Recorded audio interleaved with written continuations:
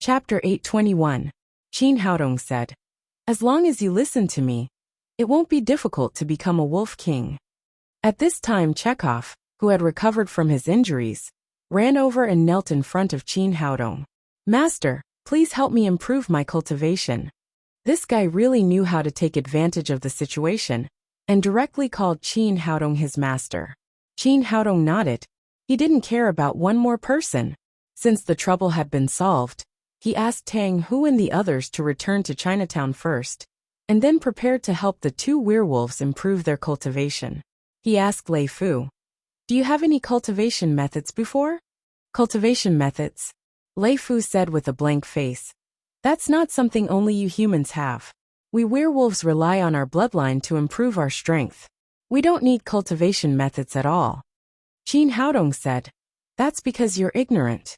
If there's a suitable cultivation method that can speed up the improvement of your bloodline, I have a set of serious physical training method that's suitable for werewolves.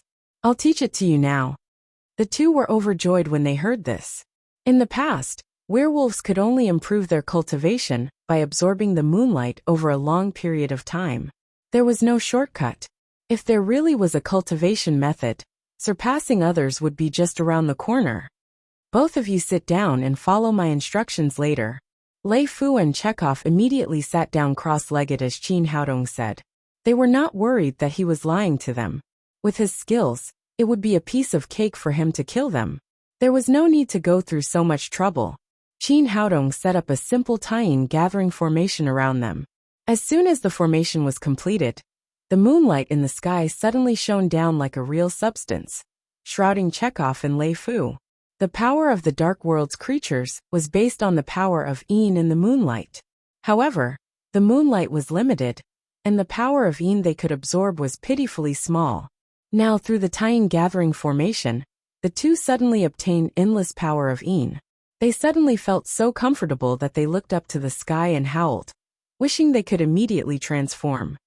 "Don't move. Concentrate on following my instructions." After Qin Haodong said this, he flicked out a ball of warmth from his two fingers. It rose from the dantian of Chekhov and Lei Fu, and then slowly rose up, guiding the two to run according to the serious physical training method. Werewolves were single-minded creatures. After receiving Qin Haodong's order, the two of them immediately abandoned all distracting thoughts and followed Qin Haodong's guidance wholeheartedly. After the heavenly wolf body refining technique was activated, the originally extremely rich moonlight qi disappeared in an instant and was completely absorbed by the two of them. The extreme yin qi gathered by the extreme yin light gathering formation was endless, and the two of them were like two water pumps that had been activated, absorbing an endless amount of moonlight qi into their bodies. Although it had only been a few short minutes, the amount of yin power they had absorbed was probably more than what they had absorbed in the past few years. Qin Haodong stopped after running the heavenly wolf gymnastics for a full circle, and let the two of them run it automatically.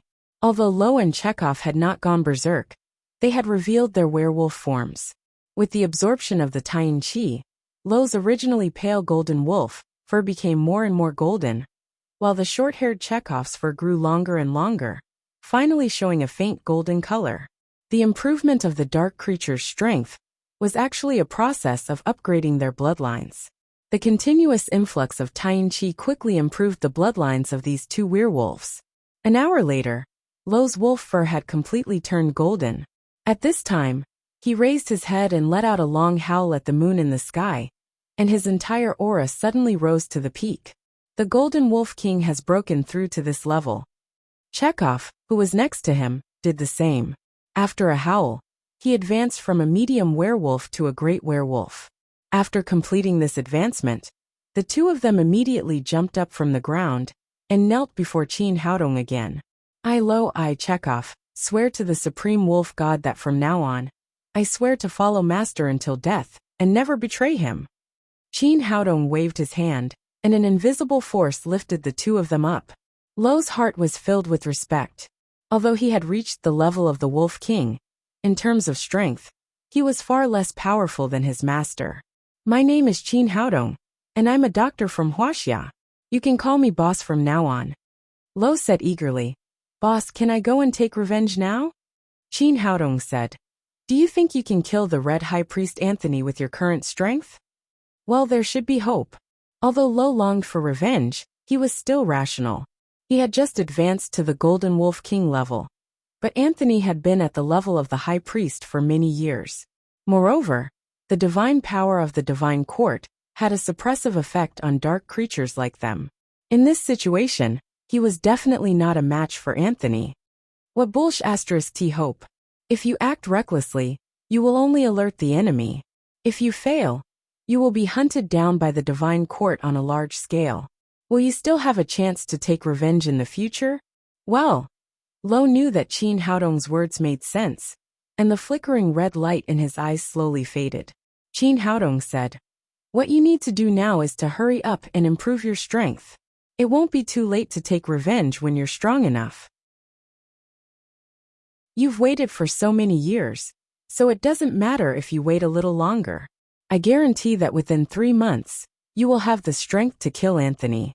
Now, Lo was full of respect for Qin Haodong, and he had no doubts about his words. If he had followed the speed of his cultivation just now, he would probably be strong enough to kill the Red High Priest in less than 3 months. But Master, although we've learned the Celestial Wolf training technique, without your help, I'm afraid our cultivation speed won't be as fast as before. Don't worry, I've already thought of a way for you, Qin Haodong said as he raised his hand and handed 2 jade pendants to them. I tailor-made these for the 2 of you. Carry them with you, and you'll be able to achieve the results of your cultivation just now. When the 2 of them had been cultivating just now, he had carved the Tai-Yin energy gathering formation into the 2 jade pendants. Although it was a simplified version, the effect of condensing the Tai-Yin Qi was still very impressive. Thank you, Master. The 2 of them were overjoyed. They reached out to take the jade pendants and put them on their waists. Suddenly, a cool power of the Tai-Yin enveloped their bodies. Even if they did not deliberately run the Celestial Wolf training technique, the moonlight they absorbed was 100 times more than before. Now that your appearances have changed greatly, what you need to do is to hide your identity as a werewolf. Don't provoke the Divine Court until you have enough strength. Got it, boss? Now, Qin Haodong's words were like an imperial edict to the 2 of them, and they did not dare to disobey it in the slightest. I'm going to build a traditional Chinese medicine company in City soon. In the future, you 2 will go there and manage it for me. Is that okay? Chekhov said. Boss, it's not a problem to manage the company. When I was in Europe, I used to be the CEO of a world-class multinational company, and my annual salary was millions of euros. But then I suddenly awakened and transformed, and attracted the attention of the Divine Court, so I could no longer continue. Now both of us are wanted by the Divine Court. I'm afraid that we will cause trouble in the factory, Master. Lo also said, Yes, Master, we changed many countries when we were in Europe, but we were chased by the Divine Court and had nowhere to run. That's why we ran to M country and went to Chinatown to eat. If the damned knights of the Divine Court find us again, they will chase us here, which will cause trouble for Master. Qin Haodong said, Don't worry about that. I've just carved a stealth formation in your jade pendants. As long as you don't actively transform into werewolves, even the Divine Emperor will not be able to find out your true identity. Their appearances had changed greatly when they advanced.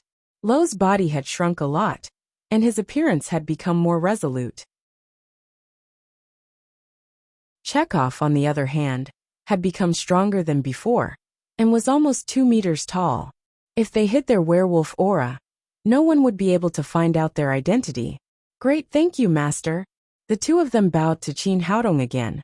All these years, they had been chased like dogs by the high priests and paladins of the Divine Court.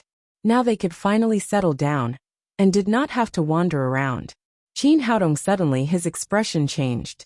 He turned to the jungle next to him and said, Since you're here, why are you sneaking around? Why don't you come out and meet me? Lo and Chekhov immediately became alert.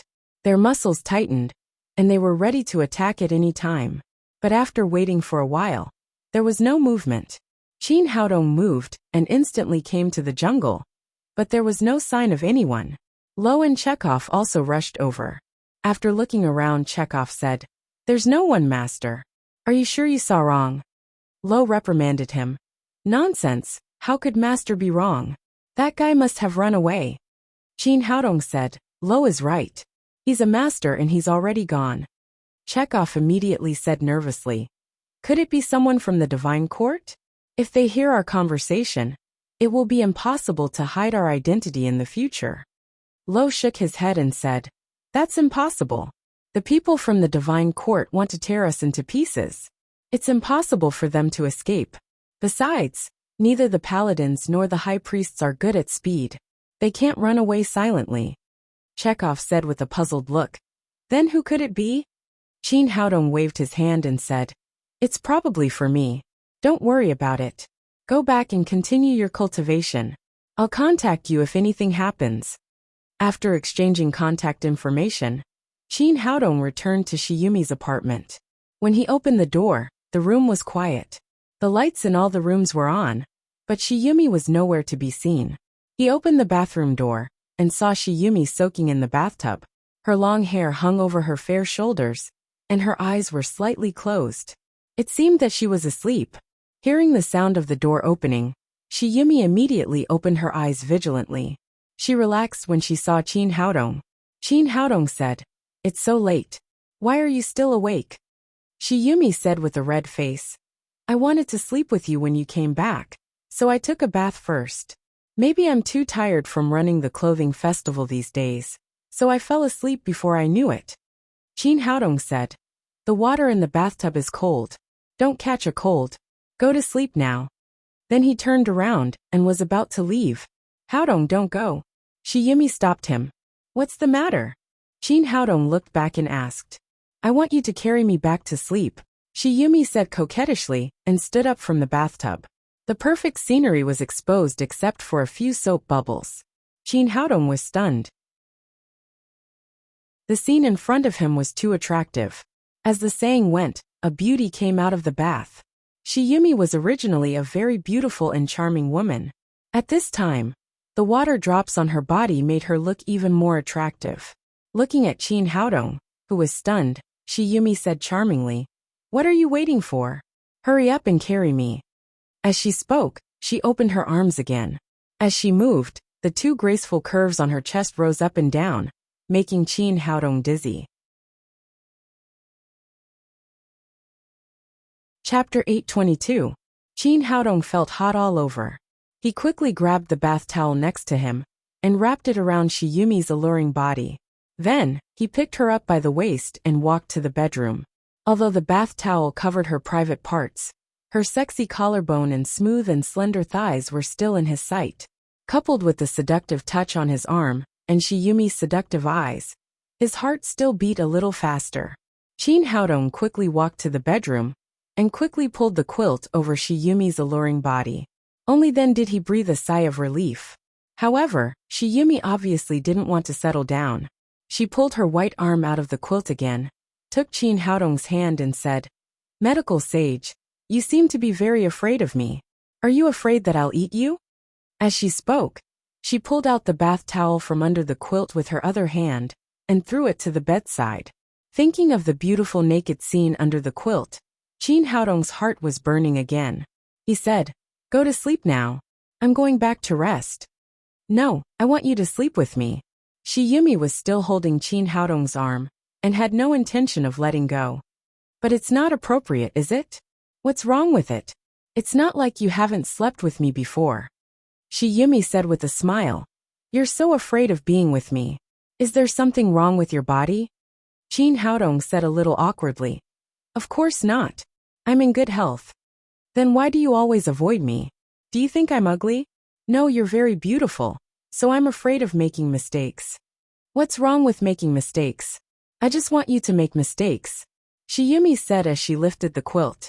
Then, she turned over and threw Qin Haodong on the bed. She looked at him seductively, and her plump chest was exposed to his sight again. From a man's point of view, an extremely beautiful woman like Shiyumi was indeed very tempting to him. But for some reason, he always felt uneasy at this moment. This woman was clearly naked in front of him, but he just couldn't see through her. Chin Haodong turned over and pressed Shiyumi under his body, but he didn't do anything. Instead, he casually pulled the quilt over and covered her body again. A trace of disappointment flashed across Shiyumi's face, and then she said in an aggrieved tone, "What on earth do you want? He's already taking the initiative, yet you still want to reject him?" Chin Haodong said, "I really think it's good for us to be friends." Shiyumi said pitifully, "But I don't want to. I want you to be my man. I've waited for so many years. I don't want to wait any longer." Chin Haodong said helplessly, "I don't think it's appropriate for us to do that kind of thing now. Let's wait for a while and think it over."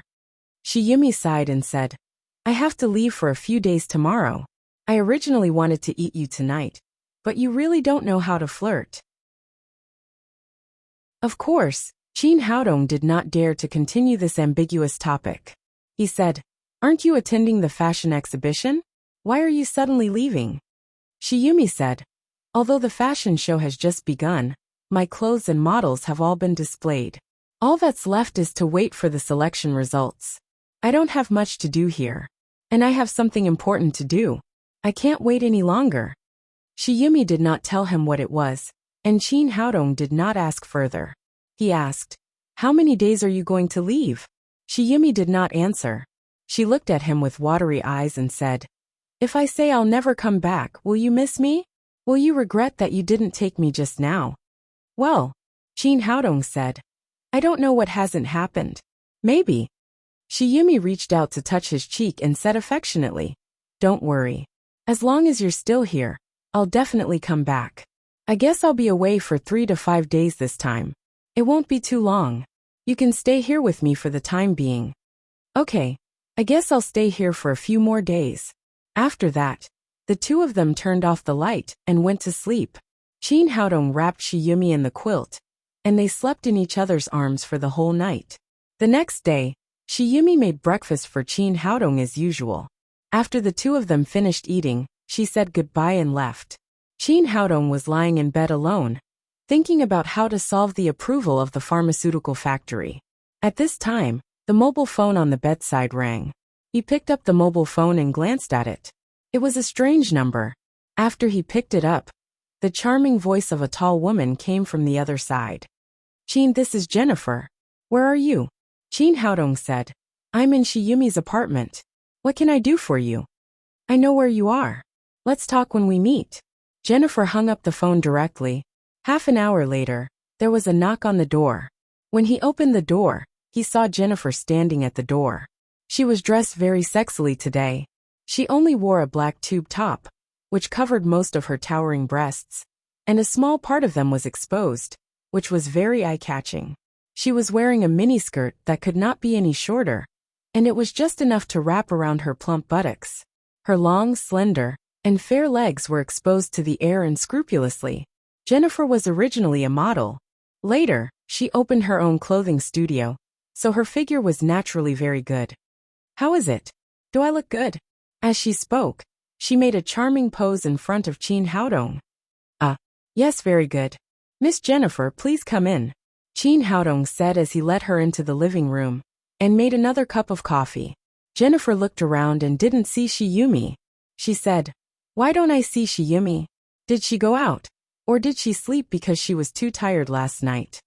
As she spoke, she winked at Chin Haodong, showing an expression that everyone knew what she meant. Chin Haodong said, "Shiyumi is not here. She has something important to do, and needs to leave for a few days." Jennifer's eyes lit up. "Does that mean that there are only the two of us in the room now? Don't you want to do something? For example, try the taste of Western food?" Seduction, this was blatant seduction. Chin Haodong swallowed his saliva and said, "Miss Jennifer, tell me what you want." "Chin, you really make me feel unconfident." Jennifer glared at Chin Haodong discontentedly and then said, "Here's the thing. My cousin is sick.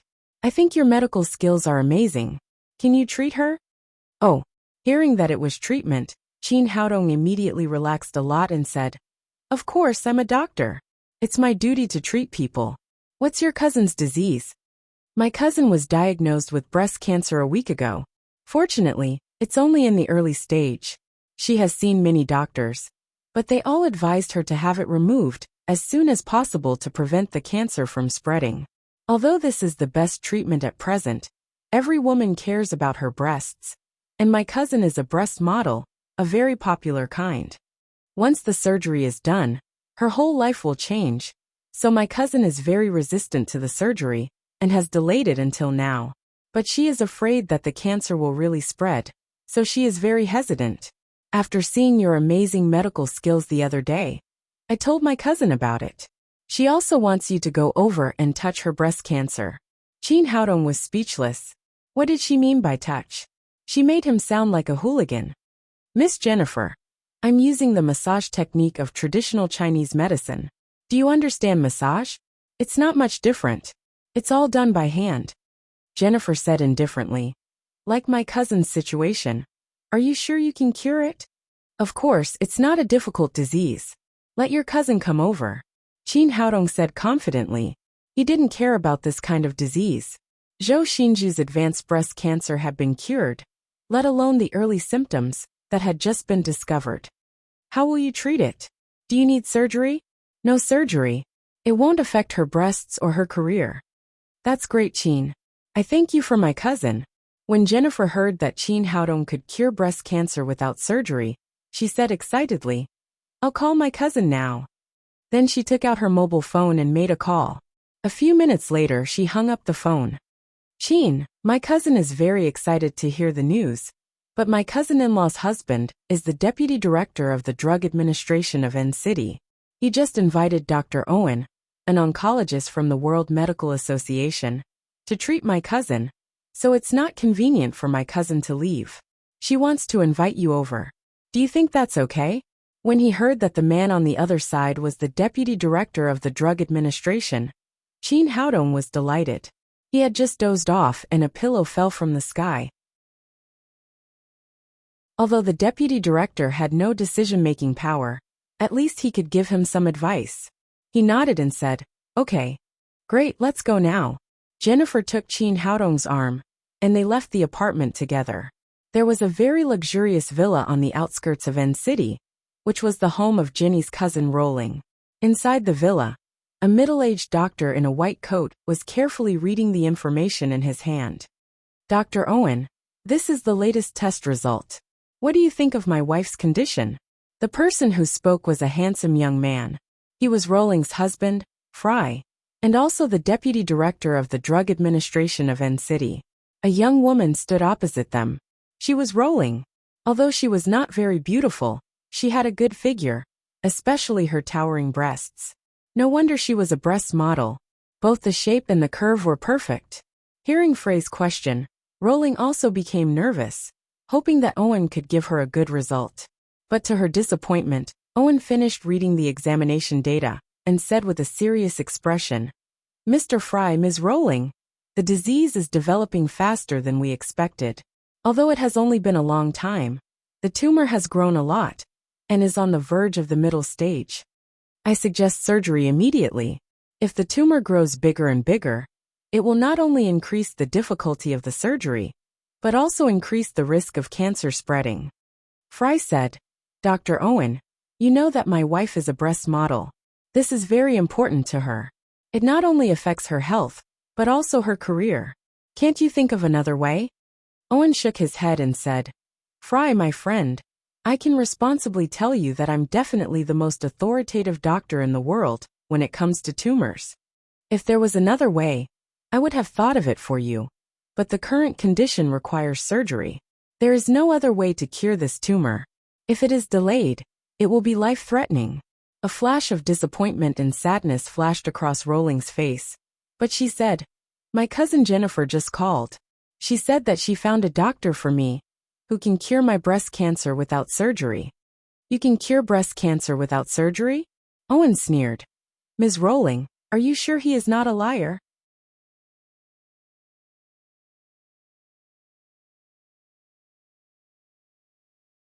Chapter 823. Rolling said, He can't be a liar. He's a very magical doctor. Jennifer has seen him treat people with her own eyes, and more than one. As the deputy director of the Drug Administration, Fry was also very good at medicine. He frowned and said, "Can tumors be treated without surgery? How does he do it?" Rowling said, "I heard from Jennifer that he has a very magical pair of hands of God. No matter what the disease is, he can cure it with a few touches." Hands of God? A few touches can cure a disease? Owen couldn't help laughing when he heard this. "Ms. Rowling, you're too naive. The person you met is not only a liar, but also a hooligan and a fraud. I've been a doctor for so many years, and I've never heard of a person who can cure a disease with a touch." Frey's face also darkened. Although people in M country were more open when it came to sex, it didn't mean that they could let others touch their wives casually. He said, "Rowling, you really can't believe that person. He's a liar. Listen to Dr. Owen, and have the surgery as soon as possible." But Jennifer said that his medical skills are really good. "I want to try one last time. If it doesn't work, then I'll have the surgery." Rowling didn't believe that touching could cure diseases, but she believed that her cousin Jennifer wouldn't lie to her. At the same time, she wanted to give herself a hope. As a very successful breast model, she naturally didn't want to cut off her proud capital, nor did she want to lose her career. "I don't agree. Rowling, you can't do this. You're ignorant and conniving with bad people." Fry was trying to persuade his wife when the door opened and Jennifer came in with Qin Haodong. Seeing the handsome Qin Haodong following behind Jennifer, Fry immediately confirmed that he was the liar. He roared angrily, "Get out of here. You're not welcome here." Qin Haodong looked puzzled. He had just entered the door and was about to be kicked out. Fry looked as if he had molested his wife. "What did this mean?" Jennifer said. "Fry, what are you doing? This is the doctor I've invited for my sister." Fry said angrily, "Bullshit. He's a liar. He's a hooligan. Dr. Owen is an oncologist of the World Medical Association. He has just said that there is no other way to cure your cousin's disease except for surgery. So you have been cheated." As he spoke, he did not notice that Owen was already standing there with his mouth agape. Jennifer was not happy to see Fry being so rude. She said with a sullen face, "Fry, what's with your attitude? I've seen Dr. Qin's medical skills with my own eyes. It's really amazing. He's a very good Chinese medicine practitioner. Is he a liar like you said?" "Haha, Chinese medicine. I have never heard that Chinese medicine can cure cancer." Fry seemed to feel that his words were not convincing, so he turned to Owen and said, "Dr. Owen, can you tell them if traditional Chinese medicine can cure diseases?" "Yes, of course. Traditional Chinese medicine is a very magical medical skill. Of course it can cure diseases." Owen came to his senses and ran to Qin Haodong with a flattering face. He stretched out his hands and said, "Dr. Qin, is that really you? I can't believe my eyes. I didn't expect to see you here. Welcome to M country." Did you hear that? Dr. Owen said that traditional Chinese medicine is a very magical medical skill. Speaking of this, Fry realized that something was wrong. Things should not be like this. When he looked back and saw Owen's flattering face, he was suddenly confused. He had wanted to use Owen's identity as an expert of the World Medical Association to shock the two women in front of him. But he did not expect that Owen would stand on the other side. He had been friends with Owen for many years. He knew that this man had always been arrogant and had never taken other doctors seriously. But suddenly, he was respectful and enthusiastic to the young man in front of him. What was going on? At this time, Owen respectfully introduced Qin Haodong to Rowling.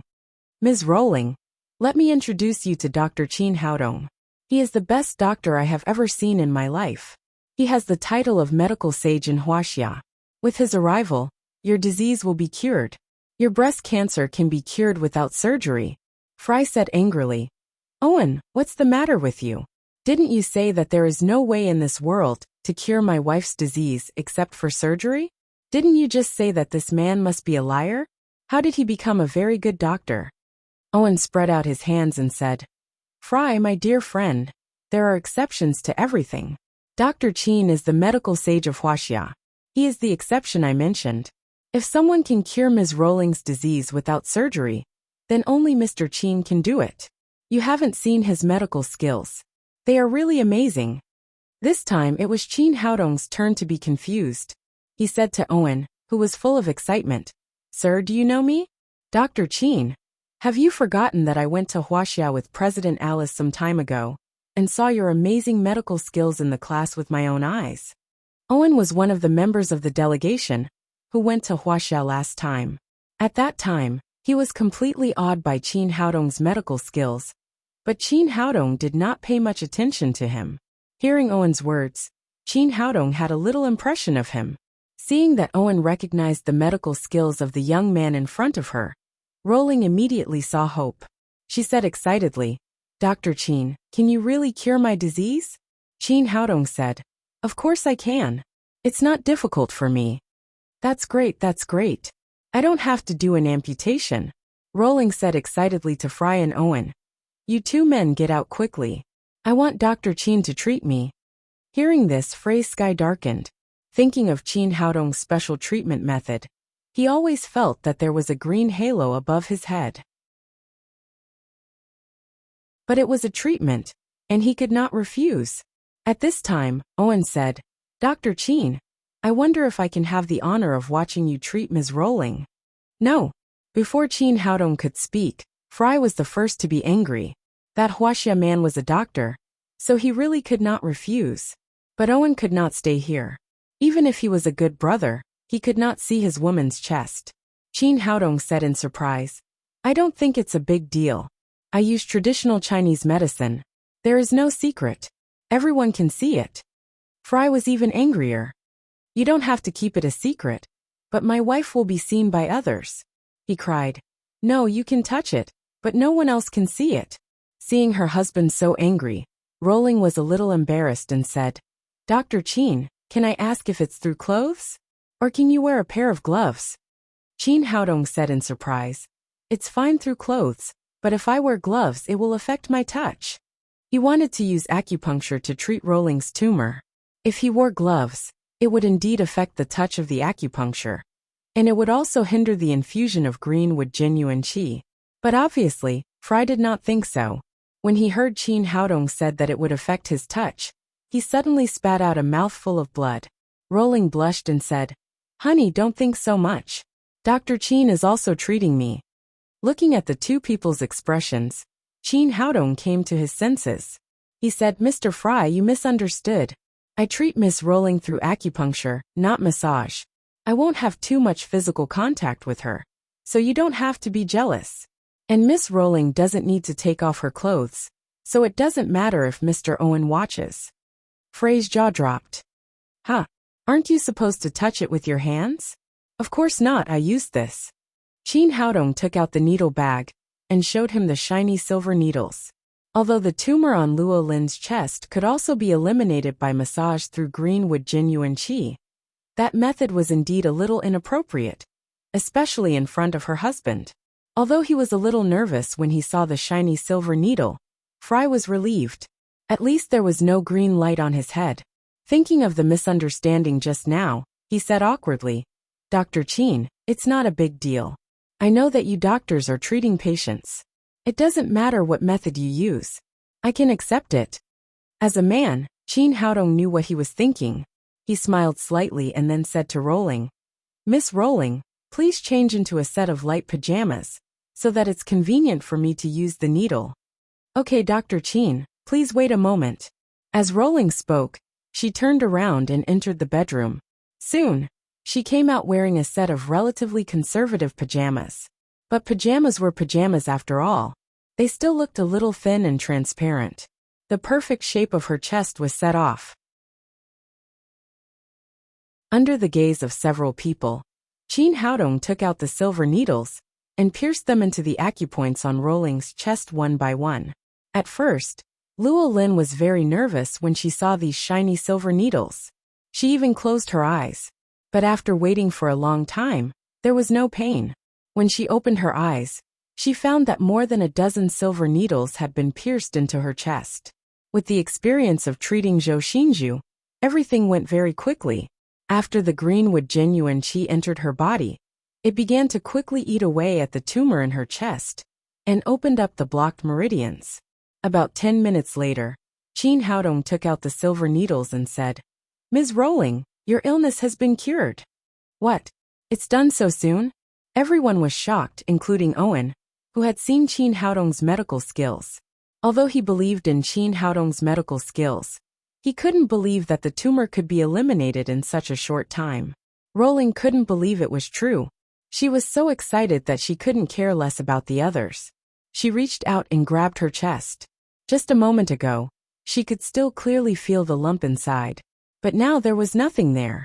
After trying several times in succession, she couldn't find the lump on both sides of her chest. Realizing that her illness had really been cured, she was so excited that she immediately burst into tears. She had been scared to death these days. Whether as a woman or a breast model, she didn't want her chest to be removed. Now it was finally saved. Thank you, Dr. Qin. Thank you so much. Rowling rushed up excitedly, gave Qin Haodong a hug, and kissed him hard on the cheek. Fry was also happy for his wife. Although he looked a little jealous, he still endured it. However, Qin Haodong felt the amazing elasticity of his chest and couldn't help but feel embarrassed. Fry stepped forward and said, Dr. Qin, has my wife's illness been completely cured? Do I need any follow-up treatment? Qin Haodong said, No, Miss Rowling has completely recovered. If you feel worried, you can go to the hospital for a comprehensive examination. Don't worry, I believe in Dr. Qin's medical skills. After Rowling checked with her own hands, she completely believed in Qin Haodong. Fry said, Dr. Qin, thank you for curing my wife. How much do you need for the consultation?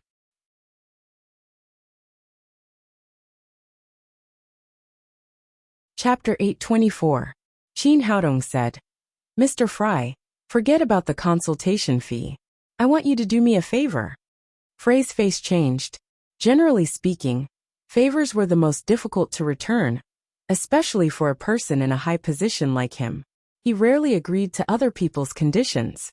Qin Haodong knew what he was thinking and said, Don't be nervous. It's not difficult. Even if you can't help me, I won't charge you a penny. Luo Lin said quickly, Dr. Qin, you've helped us so much. Just tell us what you need. As long as we can do it, we will definitely help you. Here's the thing.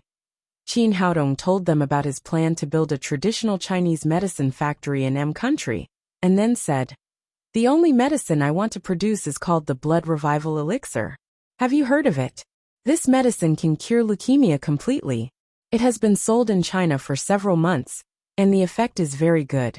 There are many leukemia patients in the West, so I want to build a factory and sell medicine here. What I want Mr. Fry to do is to give me a suggestion on how to get the approval from the Drug Administration. Luo Lin said in surprise, Can this medicine really cure leukemia completely? I have a friend who has been suffering from leukemia for many years. He has been in great pain and wanted to commit suicide many times. If you can really cure this disease, that would be great. Owen said, I've heard of the blood revival elixir, and I've done some research. It is indeed a medicine that can cure leukemia completely, but it hasn't been spread to the West yet. Jennifer said to Fry, Brother-in-law, it's definitely a good thing that Dr. Qin wants to build a factory and sell medicine here. You must help him. Hearing that it was just a suggestion, Fry was relieved. However, he said with embarrassment, To tell you the truth, if I were the director of the Drug Administration, I would directly approve it. It's a pity that I'm only a deputy and have no right to approve it. If you want to get the approval of the blood revival elixir, you need Director Ba Siting's approval. Qin Haodong said, I've done some research before. Ba Siting is very resistant to traditional Chinese medicine and is very difficult to talk to. How can we make him accept the blood revival elixir? Fry nodded and said, You're right. Ba Siting is very resistant to traditional Chinese medicine. He is very upright and principled. Even if you ask the president of M country, he won't give you face. It's impossible for Ba Siting to approve the blood revival elixir to enter the M country market, unless... At this point he shook his head. Forget it. It's impossible. Hearing that there was hope, Qin Haodong was moved. Mr. Fry, please tell me how to persuade Ba Siting?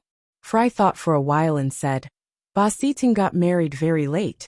He had a son when he was old. He had a daughter, Angel. The child is very beautiful, just like a real angel.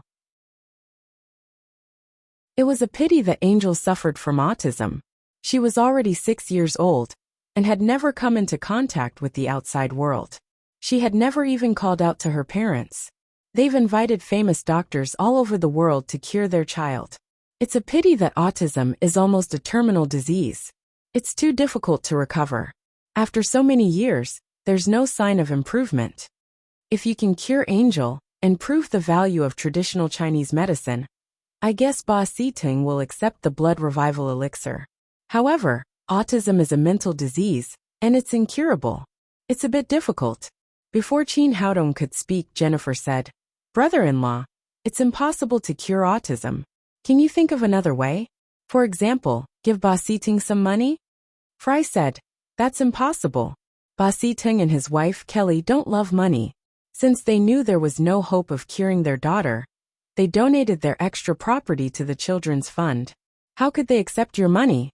Rowling said eagerly, "But the leukemia patients here really need the blood revival elixir." Fry said, "There's no way. I can't persuade Ba Siting." At this time, Qin Haodong said, "Mr. Fry, please take me to Mr. Ba Siting. I can cure his daughter's autism." After he said this, several people present opened their mouths wide in surprise. As for this kind of severe autism, it was impossible for them to do so. Owen said, "Dr. Qin, although your medical skills are excellent, you have to know that autism is a mental disease. It seems that traditional Chinese medicine is not good at this." Qin Haodong said with a smile, "Who said that traditional Chinese medicine is not good at mental diseases? Please believe me, I have the ability." Fry said, "Mr. Qin, I can believe you, but Ba Siting won't. I heard that you are a traditional Chinese medicine practitioner. I'm afraid he won't even give you a chance to cure his daughter." Owen said, "It doesn't matter. We can all go there to testify for Dr. Qin." He was very excited. He had just seen Qin Haodong's acupuncture skills, and now he wanted to see how the magical traditional Chinese medicine could cure autism. Rowling said, "Yes, I also want to testify for Dr. Qin. I know that my breast cancer has been cured. Then Ba Siting will believe Dr. Qin." "Well, let's go and have a try." Fry left his house with Qin Haodong and the others and drove to Ba Siting's house. It was a small manor in the suburbs of N City. It didn't look very big, but the environment was excellent. It had red walls, green tiles, and lush vegetation. It was very beautiful. In the fenced yard, a beautiful young woman was trimming the flower bed. Next to her was a little girl, who looked like an angel in a fairy tale. She was sitting on the lawn in the yard in a daze. The young woman looked at the little girl from time to time. Her eyes were full of love and sadness. Fry parked the car and went to the gate of the yard. "Miss Kelly, is Mr. Ba Siting home?" The young woman was Ba Siting's wife Kelly. She looked up and saw Fry and Rowling. She smiled and opened the gate. "Long time no see. Welcome." Hearing that there were guests, a middle-aged man in his 40s came out of the room. He was Ba Siting, the director of the Drug Administration, a man who looked a little old-fashioned. Ba Siting was very familiar with Fry and his wife. He directly invited Qin Haodong and the others into the living room. Angel was still sitting outside. Although her big eyes were open, she didn't have the aura that a person of her age should have. She looked like a doll. After sitting down, Fry introduced Qin Haodong to Ba Siting and his wife. Then he said, "Dr. Qin's medical skills are very good. He said he can cure Angel." Hearing that her daughter could be cured, Kelly immediately became excited. "Dr. Qin, can you really save my daughter?"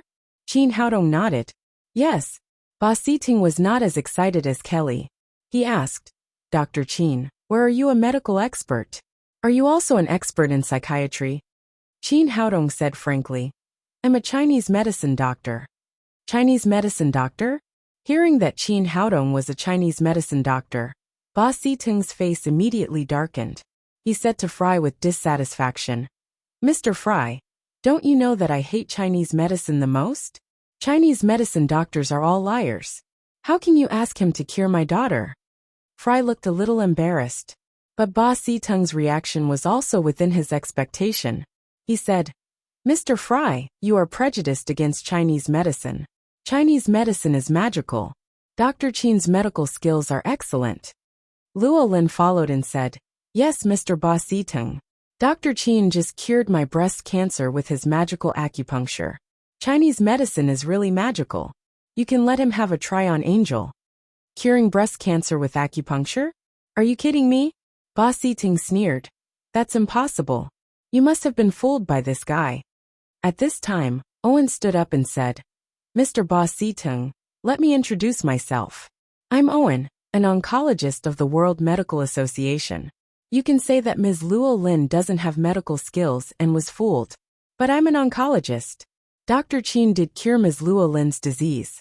Besides, I went to Huaxia with President Alice last time and witnessed the magic of Dr. Qin's medical skills. You can let him have a try. Well, Ba Siteng couldn't find a reason to refute Owen's words. But his prejudice against Chinese medicine was deep in his bones. It was not easy to change it. Mr. Fry, Mr. Owen, what you said may be true. Maybe Dr. Qin really cured Luo Lin's breast cancer. But so what?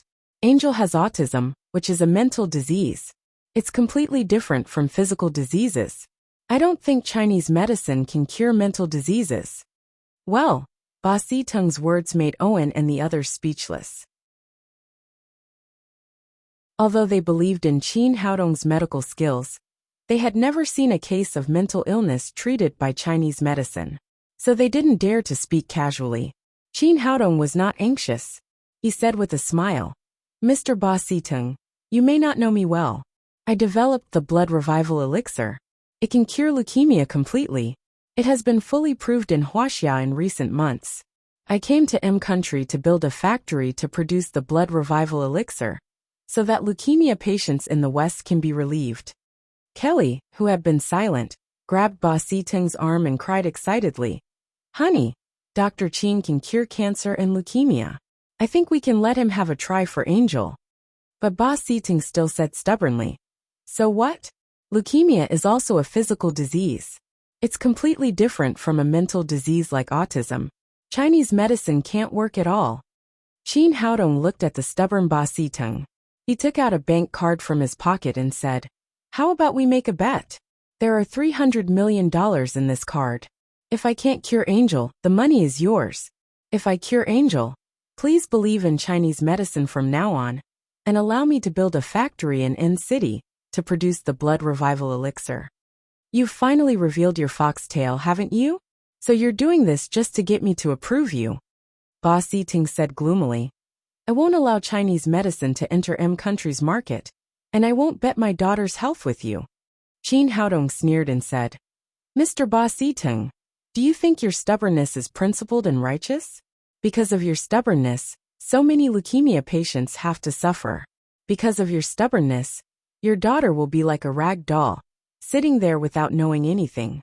She won't be able to experience the wonders of the world at all.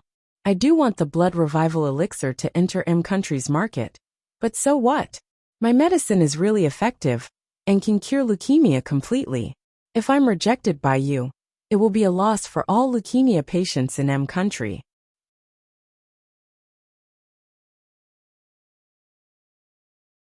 Chapter 825.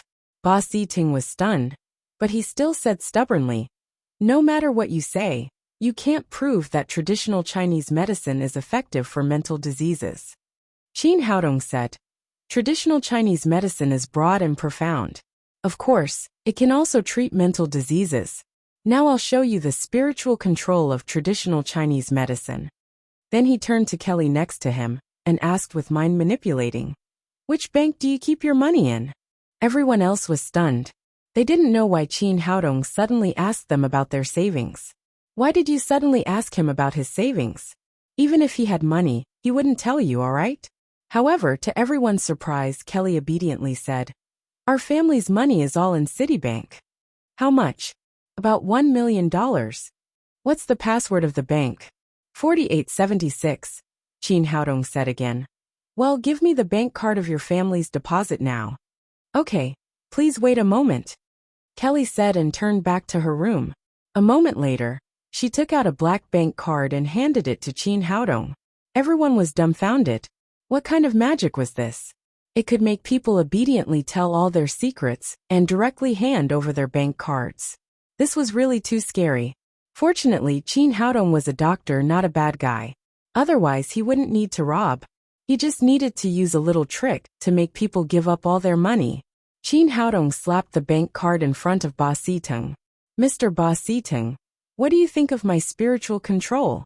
Ba Siteng was stunned. If Kelly was not his wife, he would really think that Kelly was Qin Haodong's agent. How could it be possible? Kelly had now recovered. She was very clear about what she had done, but she just couldn't control her actions.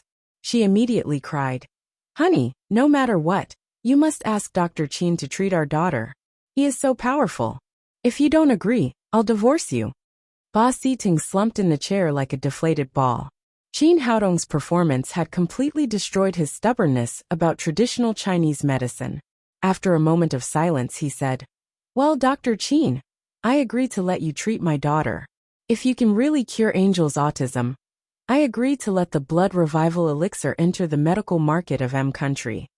In fact, until now he only had 50% hope that Qin Haodong could cure Angel. After all, autism was too difficult to cure.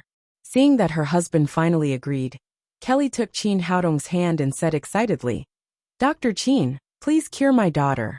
She is so poor. Don't worry. Give me half an hour, and I'll return you a smart and lively angel." "Really? That's great," Kelly said excitedly. "Dr. Qin, what do you need me to do?" Qin Haodong said, "Prepare a quiet room for me and don't let anyone disturb me. Nothing else." Kelly agreed, and immediately followed Qin Haodong's arrangement. She emptied a room and brought the muddle-headed angel in. Qin Haodong said, "Well, you can go out." Owen said, "Dr. Qin, can I have a look? I'm very eager to see how you cure autism." "I'm sorry, Mr. Owen. Angel's disease is a bit special. It's really not convenient for you to watch. Besides, you can't learn my treatment techniques. There's no reference." When he came here, he found that Angel's head was surrounded by a black chi. It was not as simple as an ordinary disease, so it was not convenient for Owen to watch. "Well, I look forward to the good news of your success." Owen didn't say anything else.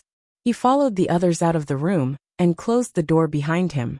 Qin Haodong set up several prohibitions in the room. At this time, the door was like an iron bucket. Even if there was a key outside, it could not be opened. After doing all this, he came in front of Angel and reached out to feel her pulse. Then, he swept his primordial spirit towards her head.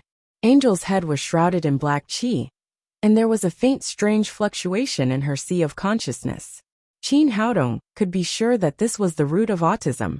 However, this black chi was not the common yin chi in the past. It was extremely difficult to use ordinary magic to cure it. Moreover, it was related to Angel's mind. He did not dare to use the yin-yang mirror casually. Otherwise, even if he destroyed the black chi, Angel would become an idiot for life. After hesitating for a moment, he decided to follow the original plan and enter Angel's sea of consciousness through his nascent soul. This could be said to be the safest and most effective way to treat Angel, but there were some risks. When the nascent soul left the body, it could not be disturbed by anyone. Qin Haodong sat cross-legged and released his nascent soul. At this time, his nascent soul had grown to about 10 centimeters. It was crystal clear, like the ginseng fruit in the TV series. It looked extremely cute. However, the nascent soul was the condensation of the essence of a lifetime of cultivation. It could be said to be another small Qin Haodong. Even if his body was destroyed at this moment, he could use the nascent soul to cultivate again and cast a golden body. After the nascent soul came out of Qin Haodong's Baihui, it circled around Angel and instantly entered her sea of consciousness. After arriving here, Qin Haodong found that it was dark around him.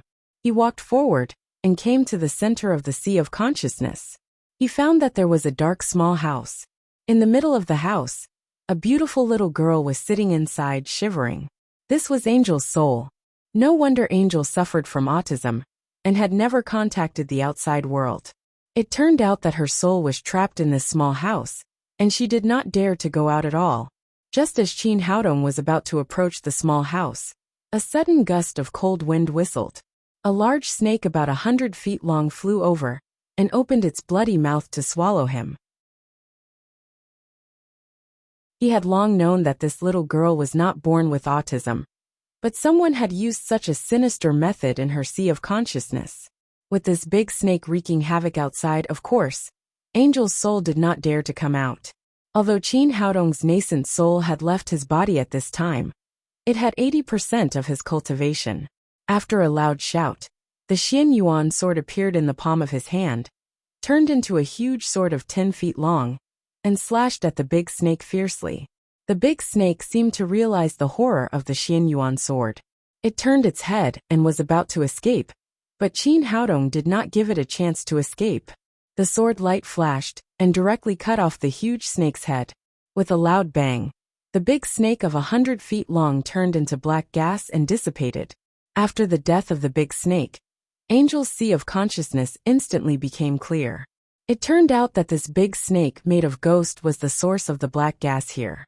Qin Haodong stepped into the small dark house and said to Angel in the corner, "Little girl, go out and play with me, will you?" Angel said timidly, "No, there's a horrible big snake outside. It will eat me." "Don't worry, I just killed that hateful guy. Look at how nice the sun is outside." "Really? Will it never come back?"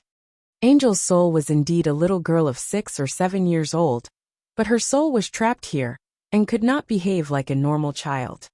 "It will never come back. Now go out and play games with me, will you?" Angel nodded and followed Qin Haodong out of the small dark house. When they came out, Qin Haodong smashed the small dark house with his sword, completely cutting off the possibility of Angel's autism relapse. In the primeval forest of America, in a pitch-black cave, a figure sat in the darkness, looking like a horrifying ghost. He was surrounded by skulls of all sizes. Suddenly, one of the skulls in front of him exploded, turning into a wisp of black smoke and dissipating. The black figure suddenly stood up and said in a dry voice, "Someone dares to break the magic of a dark wizard. If I find him, I will definitely imprison his soul for 100 years and never let him reincarnate." At this moment, a huge bat flew to the entrance of the cave and then turned into an elegant middle-aged man. "Great Wizard Sissy, Mr. President asked me to inform you to take the people of the Dark Wizard Alliance and go to the empire where the sun never sets. We are going to do something big." "I see. You go first. I'll be there right away." "Then I'll go first. Don't be late. You know Mr. President has a bad temper." After saying that, the middle-aged man turned into a bat again and flew away. The dark wizard stepped out of the cave, turned into a black light, and disappeared. Kelly waited anxiously outside the room. As the seconds ticked by, she became more and more agitated. "Honey, do you think Dr. Qin can cure our daughter?" Ba Siting held his wife in his arms and comforted her. "Don't worry. We have done so many good things these years. God will protect us." Rowling said, "It's better to believe in Dr. Qin than in God. I believe he can cure Angel." Owen also said, "Yes, Dr. Qin's medical skills are amazing. Chinese medicine has many miracles that we can't imagine. I think he can bring us a miracle." While they were talking, the door suddenly opened. Everyone's eyes focused on the door.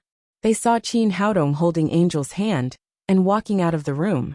What was different from before was that Angel was no longer the doll she used to be. Her eyes were full of intelligence, and there was a faint smile on her face. Seeing Ba Si-tung and Kelly, she immediately ran to them happily. "Dad. Mom." It was just 2 ordinary calls, but Ba Si-tung and Kelly burst into tears. For so many years, their daughter had never called them like that. "My child, are you really cured?" Ba Si-tung, Kelly, and Angel hugged each other excitedly. "My daughter, my good daughter, call me Mom one more time." Kelly was so excited that she burst into tears. They had been running around to cure their daughter all these years, but nothing had worked. They had fallen into despair before. Unexpectedly, their daughter had completely recovered and become a normal and healthy child. Everyone gathered around, feeling happy for the Ba Si-tung family. Rowling said, "I told you, Dr. Qin can cure Angel." Owen sighed and said, "Dr. Qin, your medical skills are amazing. You are the god of medicine.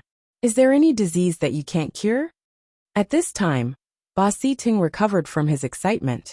He stood up and said to Qin Haodong, Dr. Qin, thank you for saving my daughter. I apologize for my prejudice against Chinese medicine and agree to let the blood revival elixir enter the medical market of M country. Qin Haodong secretly breathed a sigh of relief. He had worked so hard to get the approval of the blood revival elixir. But at this moment, the phone in his pocket rang. It was Donnie Randall. Excuse me, I have to take this call. He walked to the side with the phone and heard Donnie Randall say excitedly, Qin, there's news from Angel Pharmaceutical. Our people have found its headquarters.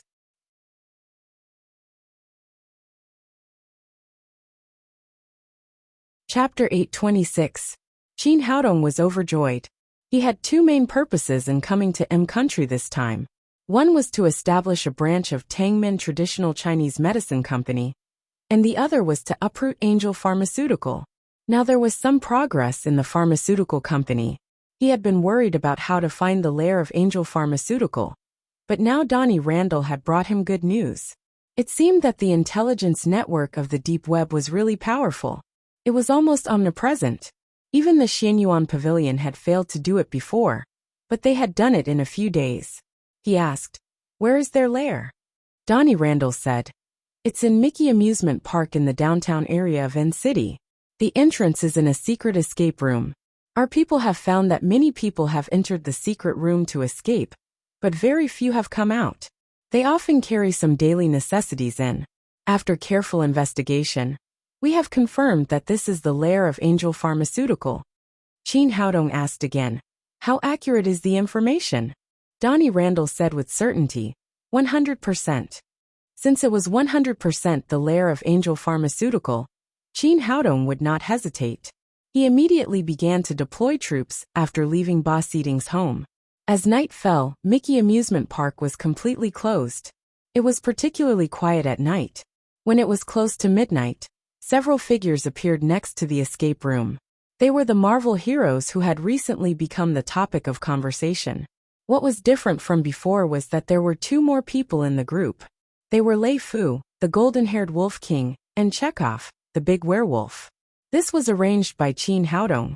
Although Ma Wenjue and the others were strong, they could not compare with the werewolves in terms of offensive ability and destructive power.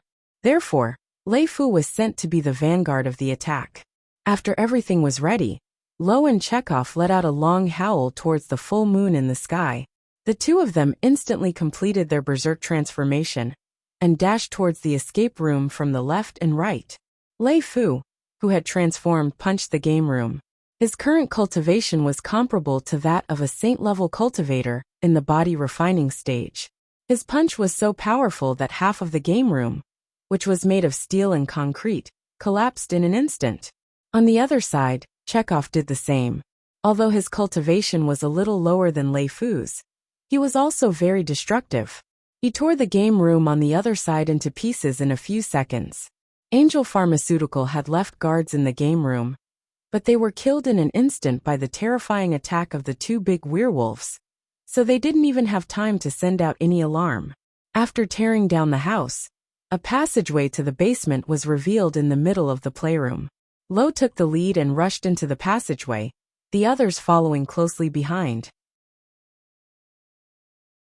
After walking for more than 10 meters, there was a password-protected door, made of fine steel. Ordinary people would not be able to enter without a password, but the one standing in front of the door was the Golden Wolf King, Lei Fu, who was clawing at the door. The door, which was made of 10-centimeter thick steel and impervious to even artillery shells, was torn apart by Lo's hands, as if it were made of paper, and the door immediately opened. However, this violent method of breaking the door also triggered the alarm of the underground base. And for a moment, the ear-piercing alarm sounded. Klinsmann and Mora were about to go to bed, but when they heard the alarm, they jumped out of bed and rushed to the control room of the command center. When they saw Lo rushing through the door, they were stunned at first, and then they ordered the gunmen in the base through the walkie-talkie. Kill these intruders at all costs. Lo didn't care about this at all, and rushed straight in. Not far from the door, A team of gunmen with AKs rushed at him. These gunmen had already received orders from their superiors, and they pulled the trigger without hesitation. Bullets whistled toward Lo like a train. Lo was not afraid at all. The golden fur on his body stood up. After transforming into the Golden Wolf King, his defense was amazing. As long as he didn't use some heavy weapons, these bullets couldn't hurt him at all. When the whistling bullets hit him, they all fell to the ground with a clatter, as if they had hit an iron wall, causing no damage at all. Lo let out a long howl, and with a tap of his toes, he was already among the gunmen. With a sweep of his arms, dozens of gunmen were all pierced through. Their stomachs were smashed, and they fell into a pool of blood. In front of the big screen, Klinsmann was so scared that he sat down on the sofa and shouted, "What the hell is this monster? Why isn't it afraid of bullets?" Mora cried in horror. "Boss, they seem to be werewolves from the dark world of the West." Klinsmann cursed. "Damn it, we've never interfered with the dark world of the West. Why are they here?" Mora cried, "Boss, look. Those people behind them are the ones who attacked our Angel building some time ago." Klinsmann also saw the Spider-Man and Iron Man behind Lo. "Bastard, when did Qin Haodong collude with the dark world of the West?" Mora said in panic. "Boss, what should we do?" Klinsmann slowly calmed down, and a ferocious look flashed across his face. "Kill them, of course." After that, he once again ordered the walkie-talkie in front of him. "Hurry up and kill these intruders. Whoever can kill one of them will be rewarded with $100 million. When there was a big reward, there were always brave men. When they heard the reward of $100 million, the gunmen, who had been a little panicked, even forgot their fear of the werewolves. They picked up their weapons and rushed toward Lo and the others. Unfortunately, courage did not mean strength. They were just ordinary gunmen. How could they cause any harm to the golden-haired Wolf King? In just a few minutes, all the gunmen were lying in pools of blood. There were no survivors. Seeing that his men were defeated, Klinsmann pressed a red button hard. "Let these genetically modified people out." Mora said nervously, "Boss, is this okay? We can't completely control these genetically modified people. If they run out and are found by people outside, we will be in trouble." Klinsmann said frantically, "I can't care about that. We must kill these people in front of us. They were sent by Qin Haodong. I can't let them succeed." As the red button was pressed, a steel gate in the base slowly rose. Then with a roar, dozens of strange-looking people rushed out. Or rather, they could not be called humans at all. Some had human heads and snake bodies, some had octopus tentacles all over their bodies, and some crawled forward like spiders, spitting out strange silk threads from their mouths from time to time. These people were the latest biohumans created by Angel Pharmaceutical. In terms of strength, each of them was comparable to a human warrior at the Supreme Power Realm. However, they had not found a way to control these monsters, so they had not been used. Now, in order to kill Lo and the others, Klinsmann could not care less. He directly released dozens of monsters. It was a pity that he had underestimated the ability of Lo and the others. Although each of these monsters had reached the Supreme Power Realm, they were all top Supreme Power Realm experts. None of the members of Daddy's security company was lower than the 7th level of the Supreme Power Realm. After the transformation, Lo had reached the strength of a saint expert. After these monsters rushed out, they were very fierce at first and pounced on them unscrupulously. As a result, they were soon killed by Lo and the others. The remaining few fled frantically, but in the end, they were killed by Ma Wenjua and the others. "Bastard, who the hell are these people?" Seeing that he had failed again, Klinsmann's eyes were bloodshot. He had seen werewolves before, but they were all low-level werewolves. He had never seen such a strong existence like Lo. Although the people behind him were not as eye-catching as Lo, they were all very strong, especially the Spider-Man. He could kill the monsters released by Klinsmann with one blow. Seeing that Lo and the others had already rushed to the center of the base, Klinsmann finally pressed another orange button, after hesitating for a moment. As soon as the button was pressed, a group of guards rushed out. Each of them was wearing the warrior's knitted garment, which was as valuable as an aircraft carrier. It could raise their cultivation to the 9th level of the Supreme Power Realm. These people were the last trump card of the underground base, and they were one-time consumables. Once used, the warrior's knitted garment would be fine, but the carefully trained soldiers would explode due to the backfire of power. But he could not care so much now. As long as he killed these intruders in front of him, there was still room for improvement. Otherwise, it would really be over. However, he soon found that these last trump cards, which he had high hopes for, did not achieve the effect he had expected. Although these guards could reach the speed and strength of the 9th level of the Supreme Power Realm, by wearing the warrior's knitted garment, they could not compare with real Supreme Power Masters. They had no experience corresponding cultivation methods and moves. After the two sides fought, Lo roared, raised his hand, grabbed the warrior's knitted garment of a guard, and directly tore his heart. In front of the strength of a saint, these people had no ability to resist at all. Except for Lo, the guards were still no match for Ma Wenjua and the others. In just a few minutes, the guards that Klinsmann had spent a lot of money on were completely destroyed. Looking at these frightened people on the big screen, Mora said in a trembling voice, "Boss, let's run. It'll be too late if we don't leave now." Klinsmann looked depressed. At this point, he had no strength to resist at all. He could only press a green button again. The floor under his feet split open, revealing an underground passage that could only allow one person to pass through. The two of them went down the passage and ran out of the base. This escape passage had been left behind when the base was first built. However, Klinsmann thought that with the super strong defense of the underground base, no one could break in, so the possibility of using this passage was almost zero. But today, the underground base was completely destroyed, so he could only escape through this passage. The underground passage was very long, and the exit was directly outside the amusement park. 20 minutes later, in a bush, a small green cypress tree slowly moved to the side, revealing a dark hole of an exit. Soon, Mora's head appeared first, and then Klinsmann was pulled out from behind. After escaping, the two of them closed the exit again. Klinsmann breathed a sigh of relief. He looked back in the direction of the amusement park, and felt a sharp pain in his heart. He cried with a sad face, "It's over, it's all over. The underground base that I've painstakingly built is over, and so is my angel pharmaceutical." Mora said, "Boss, don't be too sad. Where there's life, there's hope.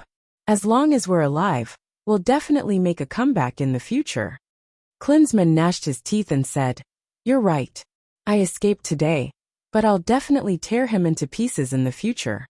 At this time, a sudden applause sounded in the night sky, followed by a clear voice. "He's right. He's very ambitious. It's a pity that you won't have this chance again."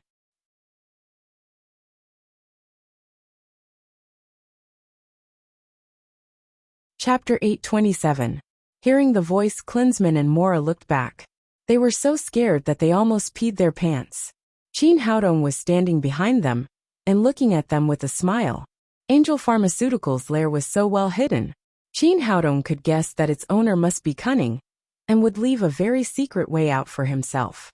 Therefore, he did not participate in the attack. Instead, he stood in the sky on his flying sword, and kept scanning the ground under his feet with his spirit.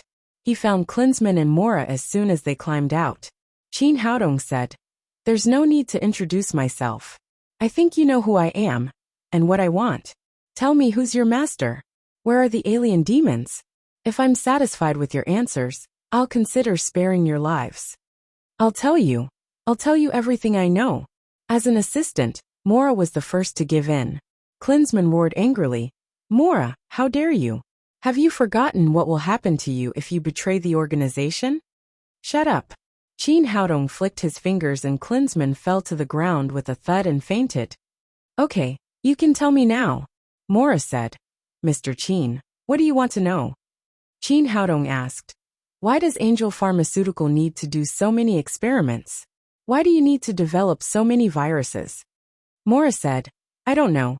The task assigned to us is to develop viruses that can kill on a large scale as soon as possible. The more lethal the virus, the better. It's best if there's no antidote. The zombie virus we developed last time was good, but it was cured by your traditional Chinese medicine.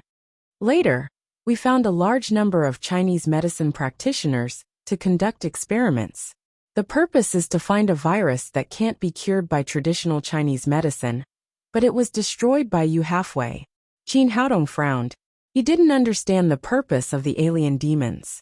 Even if they could develop a more lethal virus, the final victims would only be ordinary people. It wouldn't cause much harm to the warriors, nor would it weaken their resistance to invade the Earth. He asked again, "Is the organizer behind Angel Pharmaceutical an alien demon?" Mora said, "I don't know who's behind the organization.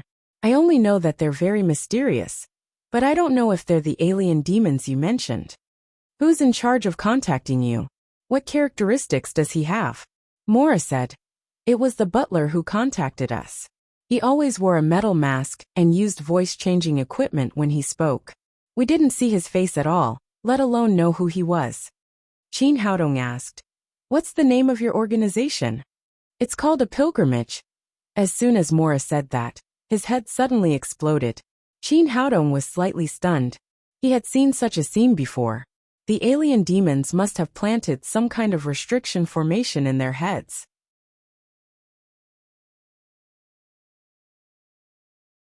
As long as they mentioned the name of the alien demons, or said something forbidden, the restriction formation would be triggered, and their heads would explode. Although Mora was dead, there was still Klinsmann, who had a higher status. He flicked his fingers again and unsealed the acupoints. Then, he reached out to grab Klinsmann's pulse and transferred a stream of green wood genuine qi to protect his heart and brain. Then he used the mind-manipulating technique to ask, "Tell me, what's the name of your organization?"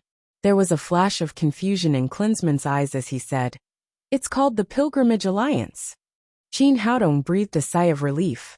This guy's head didn't explode. It seemed that his method was indeed effective. Then he asked, "Where is the headquarters of the Pilgrimage Alliance?" "In the Rising Sun City." As soon as Klinsmann said that, his head exploded with a bang. White brain juice mixed with blood splashed everywhere. Fortunately, Qin Haodong was protected by his genuine qi, and was not splashed by these things. However, he immediately frowned. These restrictions were really amazing. He had already protected Klinsmann's brain, but it was only a little bit of relief. In the end, Klinsmann's head exploded and he died. But in any case, he had achieved a little success. At least he had narrowed the scope of his search. He knew that the other party's organization was called the Pilgrimage Alliance, and it was located in the Rising Sun Empire. The Rising Sun Empire was a big country in Europe. It used to be very glorious, so it named itself the Rising Sun Empire. He didn't expect that the alien demons would choose to settle there. Qin Haodong took out the body-melting powder and melted the bodies of the two people. Then his body flashed and he came to the amusement park. At this time, the base of Angel Pharmaceutical had been completely destroyed by Lei Fu and the others. All the laboratories and all kinds of information were gone. Zhang Tiniu and the others had prepared a lot of high-explosive explosives in advance. After the explosives were withdrawn, they directly blew up the entire underground base. Qin Haodong had no mercy for the researchers in the base. They were all mad scientists like Dr. Jin's. For their own research and money, they didn't care about the lives of others at all. Such people would be a scourge, even if they were left alive. The previous movement was still within a controllable range, but the huge flames after the explosion immediately alarmed the police of N City, and the harsh sirens sounded from a distance. Since the matter had been settled, they didn't delay any longer and immediately retreated. Ma Wenjue hid with the members of Daddy's security company, while Lei Fu and Chekhov followed Qin Haodong back to his apartment. Qin Haodong gave $300 million to Chekhov and entrusted him with the business of setting up the branch of Tangmin Traditional Chinese Medicine Company. Since the matter had been settled, there was no need for him to stay here any longer. He left a note for Shiyumi, saying that he had to go to the empire where the sun never sets. Early the next morning, Qin Haodong took Lei Fu to the airport, ready to fly to the empire where the sun never sets. The reason why he took Lei Fu with him was that although Lei Fu was strong in fighting, he was not good at business management, and he couldn't help Chekhov if he stayed here. Moreover, Lei Fu was willing to follow Qin Haodong. Maybe his cultivation could be improved again with his master. The three of them entered the airport waiting hall. Qin Haodong walked in the front, and Lei Fu followed behind with a large suitcase. Because the tickets were booked late, and the flight to the empire where the sun never sets was very crowded, they didn't buy first-class seats, and could only wait in line for economy class. As soon as they stood in the line, three people suddenly came from the side. The airport waiting hall was crowded. The three people immediately caused a sensation after they walked past, for no other reason than that the woman was too beautiful, and the man was too handsome. Walking in the front was a blonde beauty in a red dress. She was 1.8 meters tall, and her figure was no less than that of the models in the Fashion Week. Her long blonde hair fell over her shoulders, and her flawless face outlined a beautiful picture. Generally speaking, once a woman's figure was too tall, her figure would appear thin. However, this woman did not. She still maintained her curvaceous figure, especially her towering curves. Countless men who saw her secretly swallowed their saliva. The two men behind her were tall and straight. They were more than 1.9 meters tall, not inferior to the tall Lei Fu at all. Although they had arrogant expressions on their faces, their eyebrows were clear, and they were typical Western handsome men. This beautiful combination of one woman and two men immediately became the focus of the entire airport after they appeared. After seeing these three people, Lei Fu trembled with fear. He turned his head and was about to run away, but Qin Haodong grabbed him back. "What are you doing?" "The Red High Priest," Lei Fu said nervously. "Master, that woman is the most famous Red High Priest of God, Alex." Seeing his nervous expression, Qin Haodong laughed. "What's there to be afraid of? Didn't I tell you that as long as you don't transform yourself, no one will be able to tell?" Oh. Lei Fu was a werewolf wanted by the god's court. In the past, he would turn and run whenever he saw the Red High Priest. It had become a habit over the years. Only then did Lei Fu come to his senses. He was already wearing the jade pendant his master had given him, so he was no longer afraid of the god's court. Moreover, with his unfathomable master by his side, he was full of confidence. Even if he was discovered, with his master's cultivation and his strength as the Golden Wolf King, he wouldn't be afraid of a Red High Priest. At this thought, he couldn't help but puff out his chest, and his nervous expression disappeared. Qin Haodong asked, "Do you know these three people?" "Of course, we've even crossed paths. I once ran for 3 days and 3 nights because of him." Lei Fu said, "Master, this woman is called Alex. Although she's young, she's the most powerful Red High Priest of God's court. Moreover, this woman has a fiery temper and is easily irritable, so we'd better be careful." Qin Haodong nodded. "What about the other two?" Lei Fu said, "They're knights sent by the god's court to protect the Red High Priest. One is called Hikari, and the other is Hulk. They're just grand knights, about as strong as I was before. I can strangle them both with one hand now." When Lei Fu finished his introduction, Alex had already walked over with the 2 knights. Since it was his first time seeing someone from the god's court, Qin Haodong was very curious. His eyes were fixed on Alex. Of course, under his long-distance perception, what he saw was different from what others could see. These 3 people were all brimming with holy aura, with Alex's aura being the strongest. As a doctor, Qin Haodong habitually gave Alice a physical examination with his eyes. He was surprised to find that this woman's physique was extremely pure, with almost no impurities.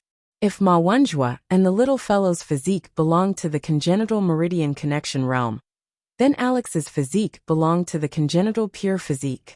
No wonder she could become the most outstanding Red High Priest of God's court at such a young age. After the physical examination, his eyes fell on the deep ravine on Alice's chest, not to appreciate the beautiful scenery, but because of the crystal-clear 6-pointed star pendant hanging there. This 6-pointed star pendant contained extremely powerful energy. Unfortunately, this energy was the same as the holy power contained in Alex's body, so it was of no help to Qin Haodong. Otherwise, if he absorbed it, it would be comparable to an upper-level spirit stone. Alex didn't know what Qin Haodong was thinking. She suddenly became angry when she saw the Huaxia man's eyes fixed on her chest. She stared with her beautiful big eyes and shouted, "What are you looking at, you damn hooligan? I'll dig your eyes out if you look at me again." Chin Haodong smiled. This chick was really hot-tempered. "Miss, let me see what's there. I'm not peeping. Since you dare to show it, you should accept everyone's gazes." Hearing his words, the surrounding passengers immediately laughed. There was nothing wrong with what he said. Since it was already out of her clothes, she shouldn't mind other people's gazes. "You," Alex's cheeks flushed with anger. Hulk, who was standing behind her, immediately stepped forward, pointed at Chin Haodong's nose and shouted, "Boy, do you know who you're talking to?"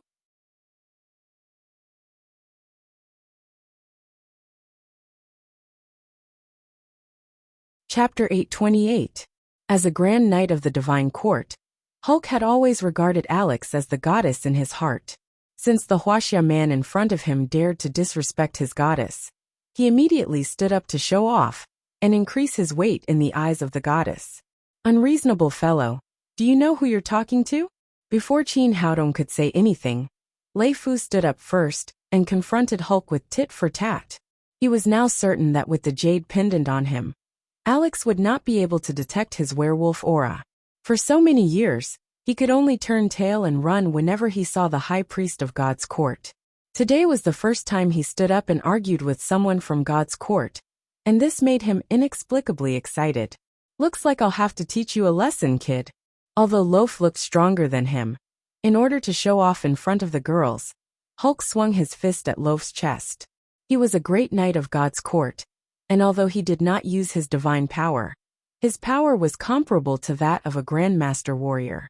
Naturally, he did not take Loaf seriously, but Loaf was originally a werewolf, and his body was naturally strong. Now that he had become a golden wolf king, he roared. He also swung his fist at Hulk with a roar. The two men's fists collided with each other, and the two big fists collided with a loud bang. In terms of strength, Loaf had an innate advantage. In terms of power, he was a golden wolf king, and only a holy knight of God's court could fight him. On the other hand, Hulk was only a grand knight, one level lower than a holy knight. Under such circumstances, he was pushed back more than 10 steps by this punch, and fell on his back with a plop. Loaf had deliberately held back his strength, or the punch would have blown his arm off. This was the first time Loaf had openly dealt with a great knight of God's court, and this result made him so happy that he immediately laughed out loud. Hulk had lost face in front of the girls, and he jumped up to attack again, but Alex stopped him. "All right, Hulk, we have important things to do. Don't delay the mission." Alice immediately stopped Hulk. She could already tell that Lo's cultivation was much higher than Hulk's. If he wanted to win, he would have to use the holy power of the divine court. However, this was the airport, so it was clearly not appropriate. Hulk also knew that he was no match for the big man in front of him. He glared angrily at Lo, and did not continue to attack. Chin Haodong just smiled, and didn't take it seriously. Then he found that Alex and the others were on the same plane as him, and were standing in line behind him. Another Grand Knight, Hikari, said to Alex, "Miss, I really don't know how those people do things. You have such a distinguished status, but you only booked economy class. You didn't even get first class." Although Alice was a little hot-tempered, she was still a reasonable person. She said, "We can't blame others for this. We left in too much of a hurry. They can't possibly chase away the people in the first-class cabin for us." As they spoke, the ticketing began. The group of them passed through the security check and boarded the plane. Chin Haodong found his seat according to the ticket number, and was surprised to find that Alex was sitting next to him. The two of them were magically sitting together under God's arrangement.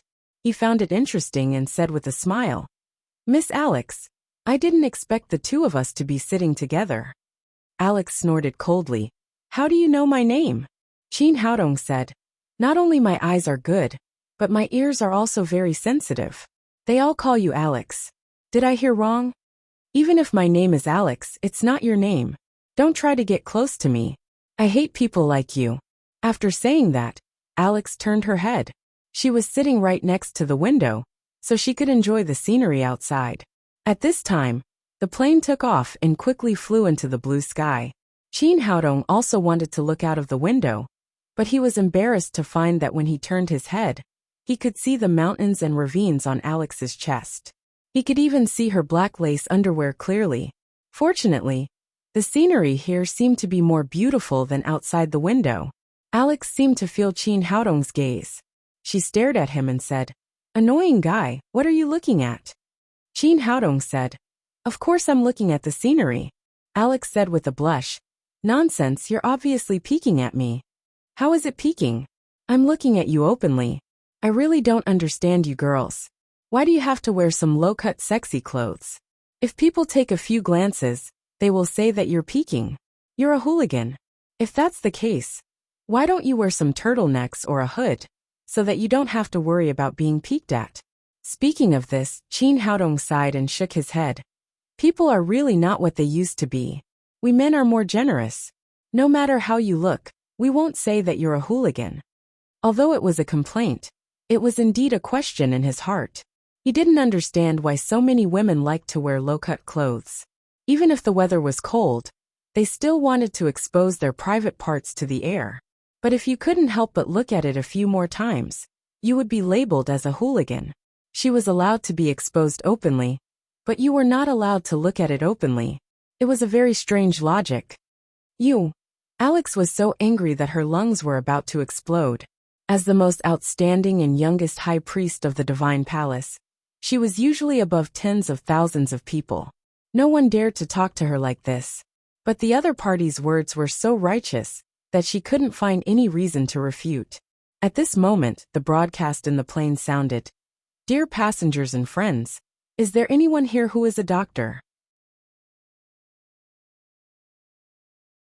A passenger in the first class has fallen down. If there is anyone here who is a doctor, please help him." Hearing this broadcast, before Chin Haodong could react, Alex immediately stood up. "Get up and let me out." Chin Haodong looked at her in surprise and said, "What are you going to do?" Alex said, "Didn't you hear that? Someone fell down and got hurt. I'm going to have a look. Get out of the way." Chin Haodong said, "Are you a doctor?"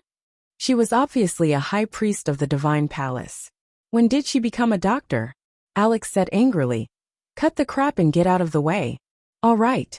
Chin Haodong stood up and followed Alex to the first-class cabin. Alex took 2 steps, looked back at him and said, "Why are you following me?" Chin Haodong said with a playful face, "I'll go with you to keep an eye on him. If you hurt him, I can help you save him." "Bastard, you jinx." Alex ignored him and strode to the first-class cabin. In the first-class cabin, a middle-aged man in his 50s fell to the ground. There was a big wound 6 or 7 centimeters long on his head. It was so deep that the bone could be seen, and blood kept flowing out. Next to him was a middle-aged woman in her 40s. She was so anxious that she didn't know what to do. The other 2 stewardesses were bandaging the injured man. Unfortunately, the wound was so deep that the gauze couldn't stop the blood at all. As soon as it was blocked, the blood oozed out. "Let me do it." Hearing Alex's shout, the stewardess and the middle-aged woman thought she was a doctor and quickly stepped aside. She walked quickly to the injured man, drew a cross in front of her chest with her right hand, and whispered, "God bless divine healing skill." Although her voice was so low that others couldn't hear what she said, Chin Haodong heard it clearly. After the divine healing skill was used, a holy light that ordinary people couldn't see fell from the sky and fell on the injured man. Then the wound began to heal quickly. This kind of change couldn't be seen by others, and even the appearance didn't change much. But Chin Haodong could clearly feel the changes inside the wound. The cells grew rapidly and the blood stopped flowing out. He couldn't help but sigh secretly. It seemed that the divine palace had its own unique things after standing in the West for so many years. This divine healing skill had an excellent effect on treating external injuries. After Alex's treatment, the wound finally stopped bleeding, and the stewardess bandaged it with gauze. The middle-aged woman stood next to her and saw all this clearly. Although she didn't know how Alex did it, she still said gratefully, "Thank you, young lady. Thank you so much." Alex glanced at Chin Haodong next to her, and a smug look appeared on her face. But before she could speak, The middle-aged man who had fallen to the ground suddenly turned pale, and his breathing became shorter and shorter. He was struggling more and more, and even had symptoms of convulsions. The middle-aged woman's expression changed greatly. She said to Alex, "Doctor, hurry up and see what's wrong with my man." Alex also panicked. She was the Red High Priest of the Divine Palace. She relied on the divine healing skill to cure people. She didn't know any medical knowledge. However, she had treated people in the past, and had never encountered such a situation. She didn't know why this happened today. The stewardess next to her also said, "Yes, doctor, hurry up and save him, or he will die." Alex had no choice but to use the divine healing skill again. But she found that the patient's reaction was even stronger this time. He was exhaling more than he was inhaling. He was about to die. Seeing the man's critical condition, the middle-aged woman roared angrily, "What kind of doctor are you? Hurry up and treat my man." Even though Alex was the Red High Priest, she was at a loss in the face of this situation. I'm sorry, I'm not a doctor." Hearing this, the middle-aged woman suddenly became angry. "Why are you here if you're not a doctor? If my man dies, I'll take you to court and make you stay in prison for the rest of your life." Now Alex was completely panicked. Although she was the Red High Priest of the Divine Palace, the secular law didn't have much binding force on her. But if this matter was spread out, it would definitely cause great damage to the prestige of the Divine Palace. Seeing that Alex had no way to save her man, the middle-aged woman pounced on her and said, "You killed my man. I'll kill you today." Although Alex could easily kill the woman in front of her with a finger, she couldn't do so. The woman was just an ordinary person, and she did aggravate her man's condition. Seeing that the middle-aged woman's hand was about to grab Alex's flawless face, a big hand suddenly reached out from the side and grabbed the middle-aged woman's wrist with a bang. "Okay, stop it. I can cure your man." Hearing that Qin Haodong could save her man, the middle-aged woman immediately calmed down, but this time she was more cautious. She asked, "Are you a doctor?" "I'm a doctor," Qin Haodong said as he took out the needle bag. He moved like lightning, and in the blink of an eye, more than a dozen silver needles were pierced into the middle-aged man's chest. "What are you doing?" The middle-aged woman had never seen acupuncture before. Seeing that the young man was stabbing her man with needles, she was about to stop him, but found that the man's breathing became steady and his face became ruddy.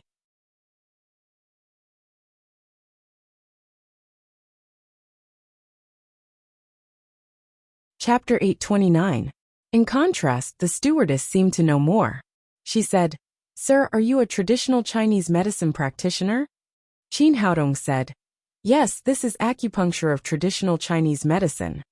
Seeing that her man's condition was getting better, the middle-aged woman asked, "Sir, what's wrong with my husband?" Qin Haodong said, "Does your husband have a heart attack?" "He had a heart attack." The middle-aged woman said, "He does have a heart attack, but he hasn't had a relapse since the stent surgery 6 months ago. Why did he suddenly have a heart attack?" Qin Haodong glanced at Alex next to him and said, "There are many reasons for heart disease. Maybe it's because of trauma." The middle-aged woman nodded. Seeing that her man's complexion was getting better, and his breathing was stable, she didn't ask any more questions. 10 minutes later, Qin Haodong took the silver needles back. At this time, the middle-aged man had completely recovered. He opened his eyes and sat up from the ground. Qin Haodong felt his pulse again, and wrote a prescription for the middle-aged woman. "Your husband's disease is basically under control. Go back and take the medicine for a week according to this prescription, and he won't have a relapse." The middle-aged woman said, "Thank you, doctor." The patient had been treated. Qin Haodong turned around and returned to the economy class. This time, it was Alex who followed him step by step. After returning to their seats, Alex seemed to have some questions to ask, but she tried several times and held them back. Qin Haodong had a good impression of this straightforward and fiery high priest. He said with a smile, "Ask me if you have any questions." A flash of embarrassment flashed across Alex's face.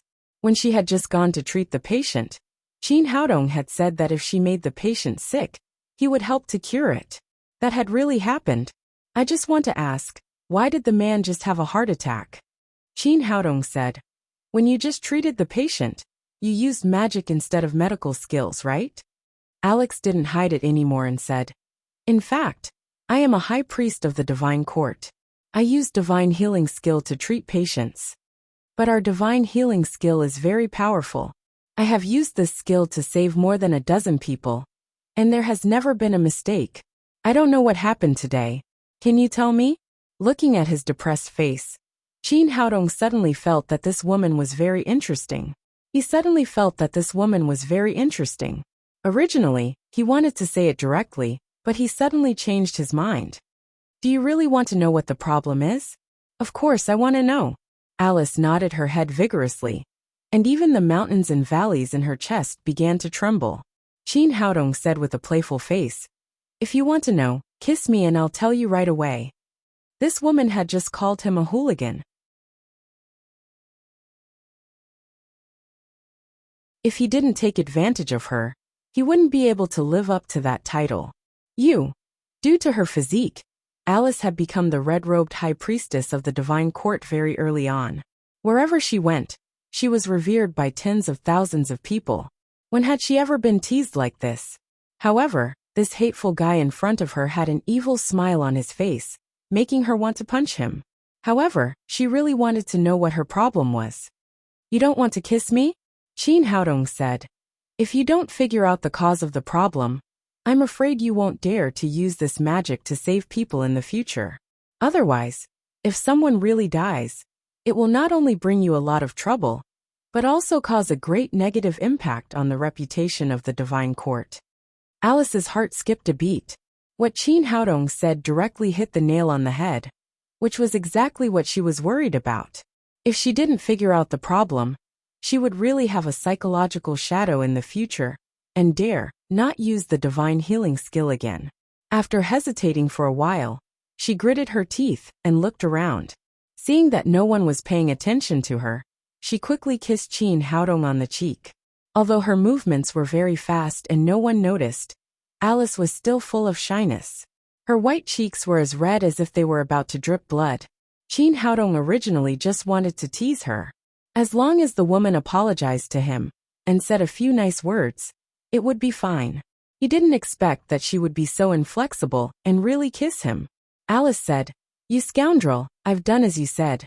Hurry up and tell me." Looking at her expression, if he didn't tell her, she would fight to the death. Qin Haodong smiled and said, "Your divine healing skill is very powerful. That's the problem just now.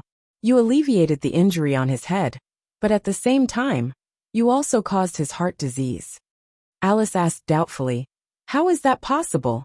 I've treated a heart patient before, and the effect was very good. This has never happened." Qin Haodong said, "His situation is special because there is a stent in the blood vessels of his heart, and your divine healing skill can quickly heal the wound and remove the foreign body. But the divine healing skill is not a human being. It can't distinguish whether the stent is good or bad. It thought it was just a foreign body, so it mobilized the tissue around the blood vessels to wrap it. This caused the whole blood vessel to be blocked and blood could not flow. If I hadn't been there, he wouldn't have had the chance to be sent to the hospital for emergency treatment." "Ah, how could this happen?" Alexis opened her mouth wide in surprise. Qin Haodong said, "You are not a doctor. In the future, when you use divine healing skill to treat people, you must understand the situation clearly. Otherwise, it will be easy for accidents to happen." Biting her lips, Alice nodded and said in a low voice, "Thank you." Her gratitude came from the bottom of her heart. Qin Haodong had really helped her a lot. If the high priest of the divine court really killed someone, the impact on the divine court would be immeasurable. "There's no need. Didn't you already thank me?" Qin Haodong said mischievously. Thinking of the first time she took the initiative to kiss a man, Alice's cheeks turned red again. She said shyly and angrily, "Why can't you be serious at all?" Qin Haodong said, "Women should be gentle. It will be difficult for a woman like you to marry in the future." Alice said angrily, "It's none of your business. Forget it. I don't care. I'm a traditional Chinese medicine practitioner, not a matchmaker. Hearing Qin Haodong mention traditional Chinese medicine, Alice said curiously, I'm really curious about how you did it just now. Can you cure people with needles? Qin Haodong said, it's called acupuncture. I don't just stab people with needles casually. The knowledge in it is broad and profound. Ordinary people can't understand it. After that, the two of them chatted, and the core topic was traditional Chinese medicine. Alice was like a curious baby, asking questions after questions. Seeing that they were approaching the empire where the sun never set, Alice said, you can tell if a person is sick by touching his wrist. Traditional Chinese medicine is really amazing. Then you can touch me to see if I'm sick. Qin Haodong was speechless and said, what do you mean by touching you? This is called pulse diagnosis. In our Huaxia, touching has a very broad meaning. Don't talk nonsense. Hurry up and see if I'm sick. Alice said as she handed her white wrist to Qin Haodong. Qin Haodong put his right hand on her pulse, and further felt Alice's special constitution. After a while, he took his hand back. This woman was really special. There were no impurities in her body. It was impossible for her to get sick. Alice asked, how is it? Am I sick? Your constitution is very good and very healthy, but there is one thing you need to pay attention to. Alice actually knew her constitution very well. The reason why she asked this question was to test Qin Haodong. Hearing that he wanted her to be careful, she asked curiously, what do you mean? What do I need to pay attention to? Qin Haodong said, your healing skill is really amazing, but don't use it when your aunt comes in the future, or she will be driven away.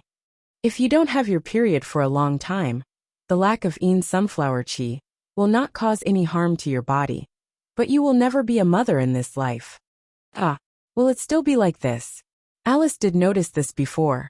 As long as she used the divine healing skill during her period would be completely cured. But she didn't realize that there was anything wrong with it. Of course, a woman should look like a woman. Alice grabbed Qin Haodong's collar and said, what do you mean? Don't you think I look like a woman? Qin Haodong looked down at her collar and said, if I hadn't looked here, I really wouldn't have realized that you are a woman. Bastard rogue. Alice covered her collar with one hand and punched Qin Haodong in the chest with the other. But in the eyes of others, her action looked like a flirting between a couple. At this time, Great Knight Hulk looked over, and his expression suddenly became ugly. 10 minutes later, the plane landed at the airport of the Rising Sun City, the capital of the Rising Sun Empire. Before leaving, Alice said to Qin Haodong, I don't know your name yet. Qin Haodong, you are welcome to see me when you have time. After that, he walked down the plane with Lo. You bastard rogue, I won't get sick. Alice shouted at Qin Haodong's back. At this time, she looked like a girl who was acting coquettishly with a man. Hulk and Hikari were stunned. They had been with the goddess for so long, but they had never seen Alice look like this. Qin Haodong got off the plane, took a taxi, and went to a villa on the outskirts of the Rising Sun City. The Rising Sun City was a famous metropolis in the world, but there was a characteristic here. During the day, the population of the city exceeded 10 million, and at night, most people left the city and returned to live in the suburbs. This was a rental place they had booked in advance, and the daily rent was $100,000. However, the conditions here were really good. The environment was extremely quiet, and there were no buildings around. The 3-story European-style villa had a garden in front and a swimming pool in the back. It was also equipped with 2 Land Cruiser SUVs. $100,000 was really worth it. After the two confirmed their identities and entered the door, 3 maids in bikinis immediately greeted them. Although the 3 of them were not stunning beauties, they were still very beautiful. The most important thing was that they had a good figure. The standard S-shaped body, coupled with the bikini outfit, could easily arouse the desire of men. However, Qin Haodong and Hikari had a special identity and were not interested in these 3 women at all. There were a lot of private things that could not be seen, so he directly drove them out. Lo had traveled all over the country over the years and was very capable in all aspects. He was also very good at cooking. In the evening, he cooked a French meal for Qin Haodong. After dinner, the sun went down, Qin Haodong set up a small essence gathering formation in the courtyard of the villa and let Lo sit inside to cultivate. After the formation was activated, the moonlight shrouded Lo like a shining beam of light, and the rich yin qi quickly improved his werewolf blood. Qin Haodong walked around the courtyard and suddenly looked to the west with a dignified expression.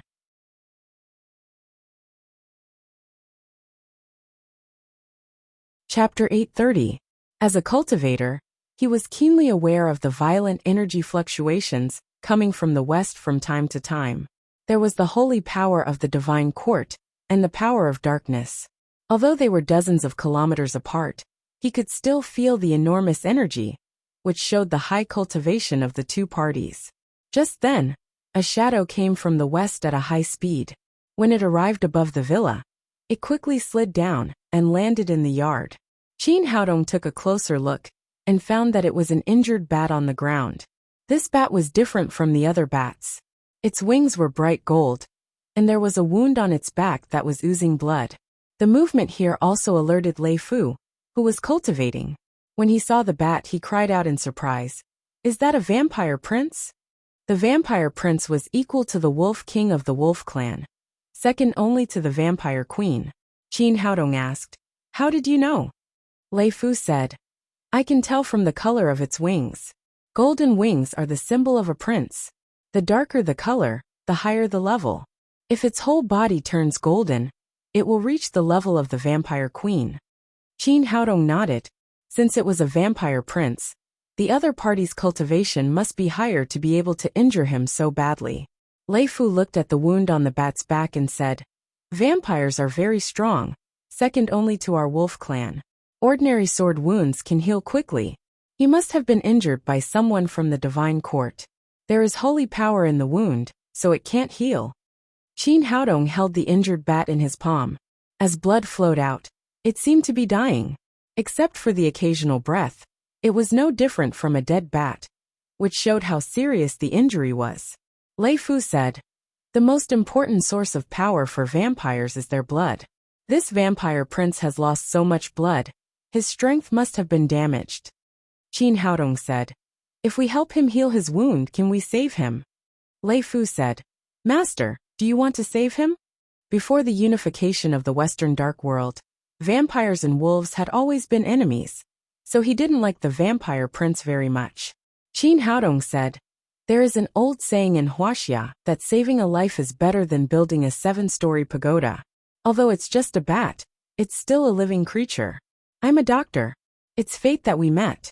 Let's save its life." Lei Fu said, "It's seriously injured now. There are only 2 ways to save an injured vampire. The first is blood full of spiritual power, and the second is the power of yin." Qin Haodong nodded. "I see." Although his blood was full of spiritual power, he would not waste his blood on an unknown blood clan member. Qin Haodong first used greenwood genuine qi to expel the holy power from the bat's wound, and then he took out the gold sore medicine and applied it to the wound. The regenerative ability of the blood breed's body was indeed very strong. Without the obstruction of the holy power, coupled with the medicinal effect of the golden sore medicine, it only took a few minutes for the wound to heal completely. Qin Haodong put the vampire prince on the ground, took out a few medium-level spirit stones, and carved a strengthened version of the yin gathering formation next to it. The moment the formation was activated, a pure power of yin shot down from the full moon in the sky, drowning the golden-winged bat in an instant. The moment the formation was activated, a pure power of yin shot down from the full moon in the sky, drowning the golden-winged bat in an instant. At the same time, the bat quickly came to life. Its wings trembled, and it quickly absorbed the power of yin like a bottomless pit. About 10 minutes later, the middle-level spirit stones that Qin Haodong used to set up the formation cracked and turned into a mass of powder. He felt that the vampire prince in the formation had almost recovered and had the strength of an early-stage saint, so he raised his hand to stop the formation. Without the power of yin, the golden-winged bat hissed, and its wings trembled. In an instant, it turned into a blonde beauty. After the transformation, the vampire prince's clothes were extremely revealing. Her upper body was only covered in a tube top that could not be any smaller. She wore a pair of black leather shorts and a pair of blood-red high heels. This outfit made her look extremely enchanting. Chin Haodong was slightly stunned. He didn't expect it to be a female bat. Lo exclaimed, "Are you the vampire prince Corkina?" Chin Haodong said, "Why? Is she famous?" Lo said, "She's strong among the vampire princes. She's definitely in the top 3. "Yes, that's me." Corkina smiled enchantingly. "I didn't expect you to know me so well. Do you admire me? Do you want to have sex with me?" Lo snorted. "I'm not interested in being your descendant." "That's a pity." Corkina licked her bright red lips and looked at Chin Haodong with great interest. "Huaxia man, how did you do that? How can you gather the power of the moon quickly?" As she spoke, her eyes were full of greed.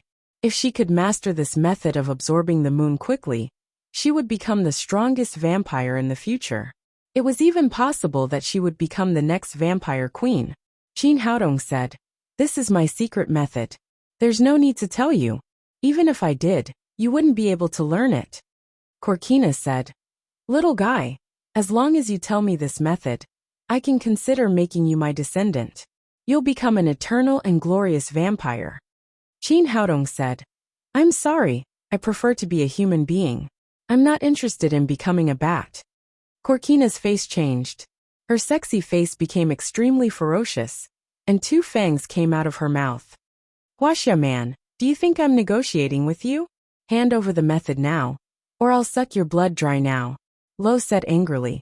"Corkina, what are you doing? Have you forgotten who just saved you? Are you going to bite the hand that feeds you?" "Ha, ha, ha, ha." Corkina laughed wildly. "In the eyes of us noble vampires, you humans are just food, just like how you treat cattle and sheep. Will you be grateful to cattle and sheep? Now in my eyes, the only use you have is that special method. As long as you hand it over, I'll let you live and give you a lot of money. If you don't come to your senses, I'll turn you into 2 dried corpses right away." Lo said angrily, "How dare you? How dare you be so rude to a noble vampire prince? Go to hell." After saying that, Corkina stretched out her sharp claws to grab Lo's throat. Lo roared and punched at Corkina's palm. However, he didn't have time to transform, so he didn't have the strength of a golden fur wolf king. He was weaker than Corkina, so he was sent flying more than 10 meters after the collision. Corkina didn't care about Lo anymore. Instead, she grinned at Chin Haodong and said, "Huaxia man, accept my noble embrace." After saying that, she flew into the air. Her eyes flashed with a bloody light, and her 2 front claws grabbed at Chin Haodong's neck. Chin Haodong still had a faint smile on his face. He pointed at her and said, "Come down." With this shout, Corkina suddenly fell from the air and fell to the ground with a thud, as if she had been paralyzed. If it wasn't for her strong physical body, she would have lost half her life from the fall. Corkina was shocked. She desperately tried to mobilize her strength, but found that she had less than 1,000th of her usual strength. She looked at Chin Haodong in horror. "Despicable Huaxia man, what have you done to me?" Chin Haodong said with a smile. "There's an old saying in Huaxia, don't have the heart to harm others, but don't have the heart to guard against others. I knew that you winged things were not reliable, so I added something to the medicine when I stopped the bleeding. It's called the blood coagulation pill. It's a good medicine for us humans, and it can help stop the bleeding quickly. But it's a kind of poison for you vampires. It can stop your blood flow, so you can't use your strength at all. If you can be obedient and repay me, the medicine will automatically lose its effect after 2 hours. But you don't know what's good for you. Not only did you not repay me, but you also attacked me. How should I punish you?" At this time, Lei Fu ran back and said angrily, "Master, can't you let this heartless thing live? Let me kill her." Corkina was so scared that her face turned pale. She tried again, and was sure that she couldn't use her strength. She quickly begged for mercy. "I was wrong this time. Please let me go. I won't take revenge on you in the future. On the contrary, I'll repay you." Feeling Lei Fu's monstrous killing intent, she was really scared. The longer one lived, the more afraid one was of death. She had lived for thousands of years, and she was even more afraid when facing death. Qin Haodong raised his hand to stop Lei Fu and said to Corkina, "I'll give you two choices. Either you give me your primordial blood and become my servant, or you die." Corkina immediately cried, "No, absolutely not. I'm a noble vampire prince. How can I be a servant of you humans?" "It seems that you still don't understand your situation." Qin Haodong shook his head. "That means if you choose the second choice, then you can die." With that, he waved a hand at Leviticus. Lev had no intention of going easy on the blood Kina. He kicked Corkina in the back, pressing her body into the ground. This kick almost took Corkina's life. She quickly cried, "Master, Master, I choose to surrender. Don't kill me." Then she opened her mouth and spat out a drop of primordial blood that looked like a pearl into the air. Qin Haodong drew a golden talisman and directly absorbed the blood. The master-servant contract was established.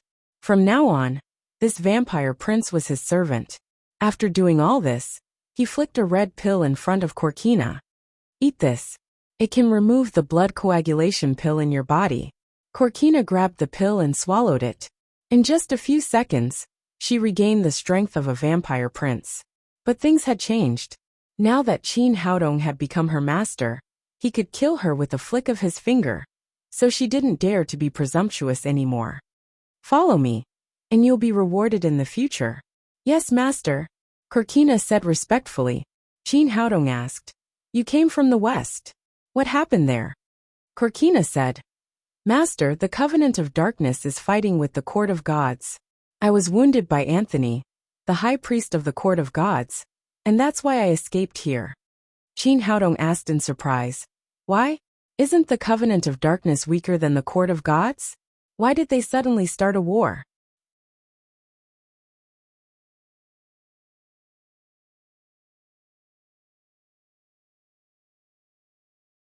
Chapter 831. "The specific situation is like this, Master," Corkina began to tell. "It turned out that 30 kilometers away from here was the manor of Duke Andre of the Unsetting Sun Empire. Duke Andre was a duke personally conferred by the Empress of the Unsetting Sun Empire.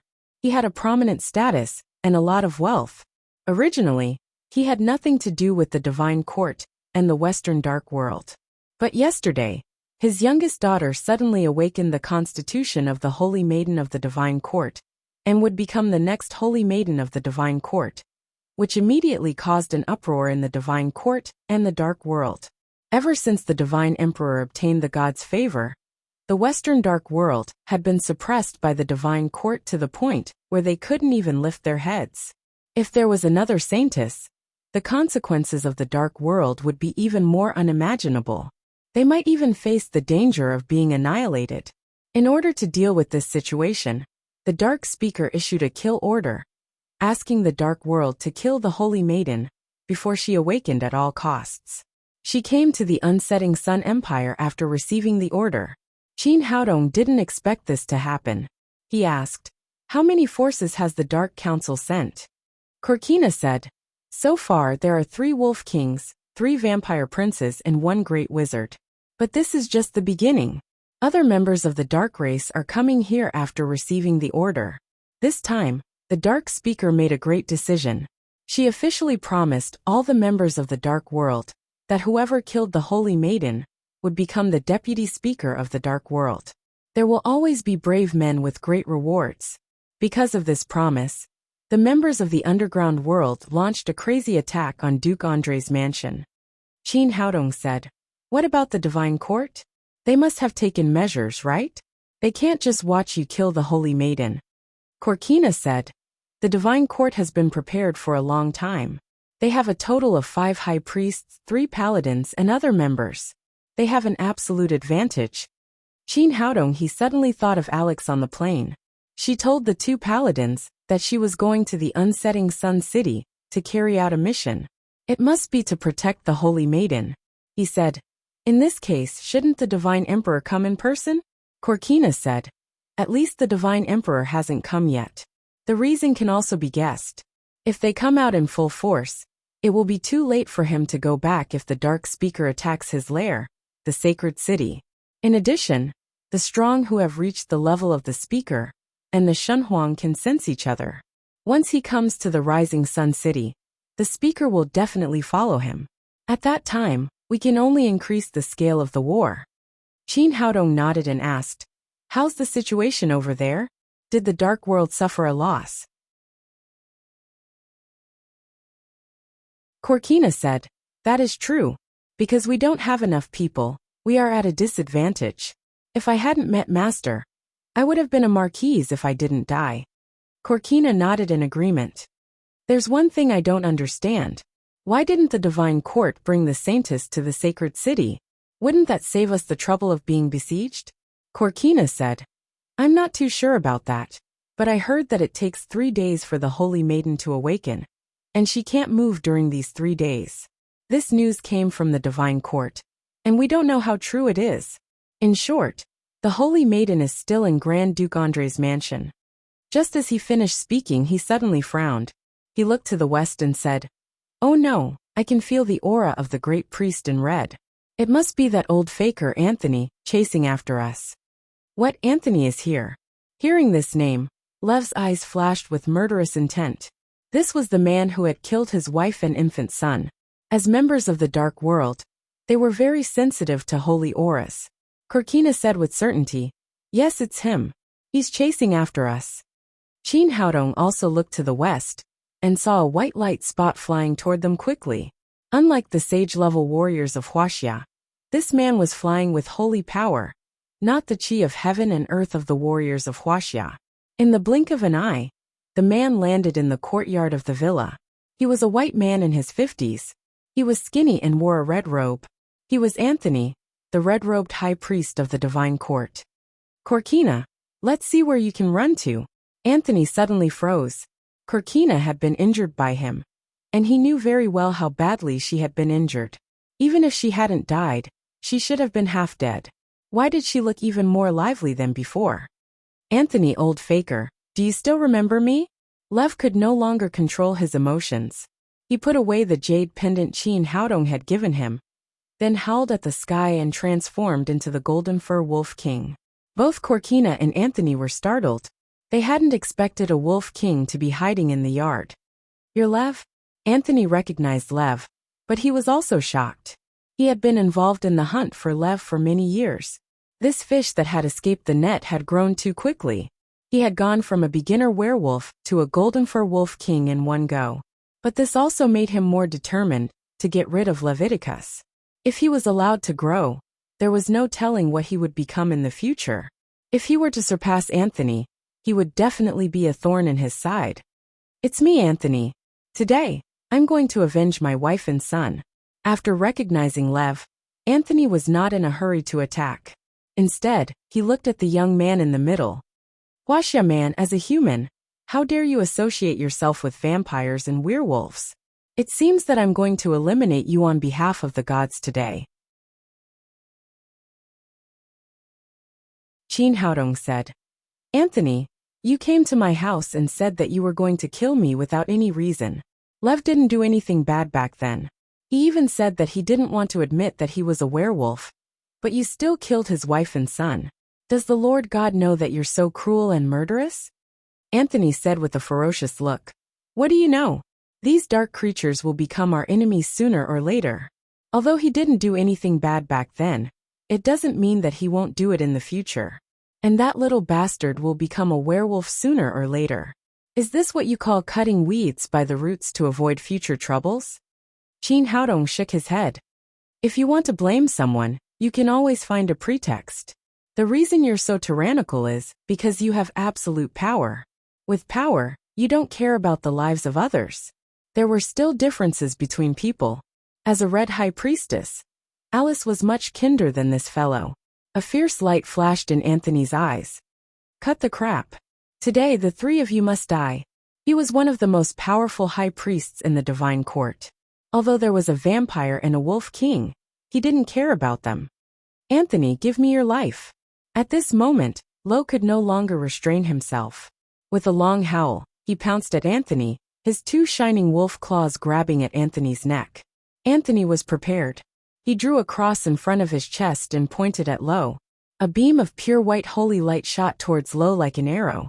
Lev punched at the white light, and the white light collided with his fist. There was a flash of white light, and Lei Fu was sent flying backward. His golden fur wolf king's body was so tough that not even machine guns could break through his defense. But when he came into contact with the white light, a plume of black smoke appeared, and the surface of his fist was scorched black. At this time, Corkina attacked Anthony from behind. She shot at his neck as fast as lightning. Anthony snorted coldly and shot out a beam of holy light. Corkina had been hurt by holy light before and didn't dare to take it head-on. She quickly dodged, and at the same time neutralized his attack. Just like that, a golden-furred wolf king, a vampire prince, and a red-robed high priest of the god court battled. Anthony was indeed strong. Although he was fighting 1 against 2, he didn't seem to be at a disadvantage. The crisscrossing holy light completely suppressed the two. This was the power of elemental suppression. The strongest defense of dark creatures couldn't withstand a single blow from the holy light. And because of the existence of the holy light, it was extremely difficult to recover from an injury. Qin Haodong put his hands behind his back and watched quietly. Anthony's strength was only equivalent to an ordinary early-stage saint, not much different from Corkina and Leviticus.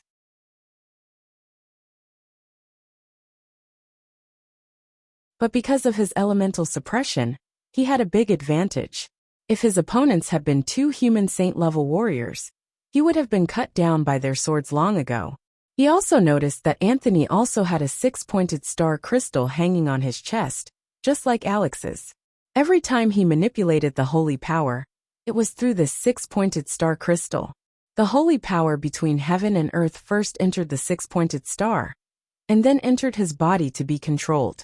It could be said that the 6-pointed star was the cornerstone of his power. As time went on, Anthony's advantage grew. Wounds of varying depths appeared on Lev and Corkina's bodies again. Lev's eyes were filled with hatred. He would kill Anthony even if he had to risk his life. Corkina, on the other hand, was bound by the master-servant contract. Qin Haodong was still here, so she couldn't escape. Otherwise, she would have disappeared long ago. After all, the speed of the Blood Clan was her advantage when it came to escaping. Qin Haodong walked in the yard and waved his palms, scattering formation flags one by one. No matter what, Lev and Corkina had a special relationship with him. He couldn't just watch them be defeated. If he attacked directly, the 3 of them could easily kill Anthony. But he didn't want to do that. Only by letting Lev take revenge himself could he completely erase the hatred in his heart. At this time, Anthony became more and more courageous. His eyes flashed with excitement. In front of him was a vampire prince and a golden fur wolf king. If he could kill these 2, his status in the divine court would greatly increase. He might even become the most powerful person under the divine emperor. He manipulated the holy power, and a sword of light pierced through Lev's chest. Then another sword of light cut Corkina's right arm. This time, both of them were seriously injured. They lay on the ground, panting desperately, trying to recover their strength. Anthony laughed proudly and said to Qin Haodong arrogantly, "Kid, don't think that these 2 can protect you. You're in cahoots with the dark creatures. Today, I will destroy you on behalf of the Divine Lord." Qin Haodong threw the last matrix flag and said calmly, "Anthony, you've killed innocent people all these years. You'd better go to the Divine Lord and atone for your sins. Kid, you don't have the right to tell me what to do. Today, I'll show you the true power of the Red Priest. You 3 can die together." Anthony then drew a cross on his chest again and said, "The Divine Lord controls everything. If the Divine Lord says time stands still, time will stand still." Great prophecy. When he finished chanting the incantation, holy power suddenly burst out from the hexagram, enveloping everyone present. At that moment, Lev and Corkina were shocked to find that they had lost the ability to move.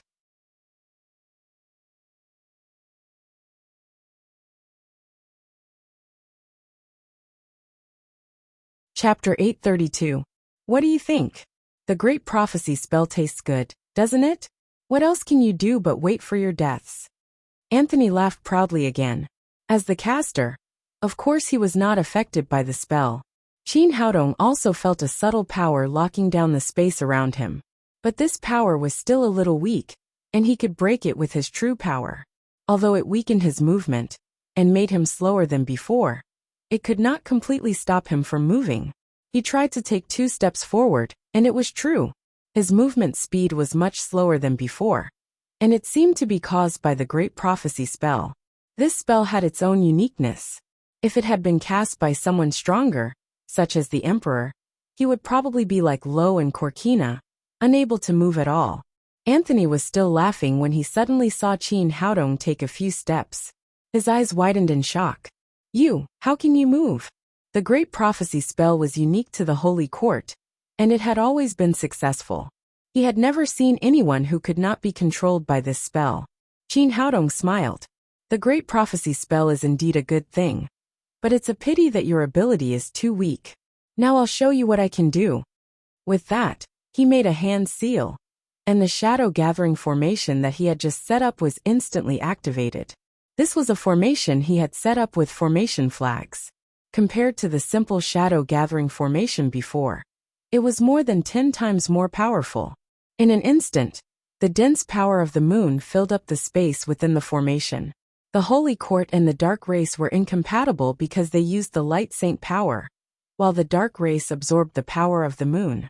Although the two were mutually exclusive, it also had to do with absolute quantity. For example, water could indeed subdue fire, but if there was too little water, and the fire was too strong, it would not be of any use. This was the current situation. Although Anthony was able to gather saint energy, the shadow chi at this moment was simply too dense. It was practically solid. Nourished by the power of the moon, Lei Fu and Corkina's injuries quickly healed.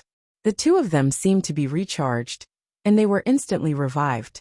The saint power that Anthony could control quickly dissipated, and the Great Prophecy spell was dispelled. Anthony turned pale with fright. He had never seen anyone who could control this kind of magic. His first reaction was to run. However, in the past, his method of escape was to control the saint energy. Now that the entire space was filled with the lunar essence chi, there was no saint energy left for him to control. This time he was in deep trouble. Even if he couldn't win, he couldn't escape. There was still a golden fur wolf king, and a vampire prince on the other side, whose eyes were filled with hatred. Anthony immediately panicked. He had been the red-robed high priest for so many years, but he had never been in such a dangerous situation. Roar! Lo let out a furious roar and pounced at Anthony. Anthony drew a cross once again in an attempt to stop Lei Fu with Radiant Saint Force. Unfortunately, the Radiant Saint Force he used this time was not even a 10,000th of what he used before. It was dissolved by the lunar chi as soon as it shot out, unable to block Lei Fu at all. At the same time, Corkina pounced on him from behind, grabbing his neck. Her fangs sank into his carotid artery, sucking his blood without restraint. Anthony was just about to scream when Lei Fu's Wolf King's claws arrived. The red-robed high priests were powerful in their use of holy energy.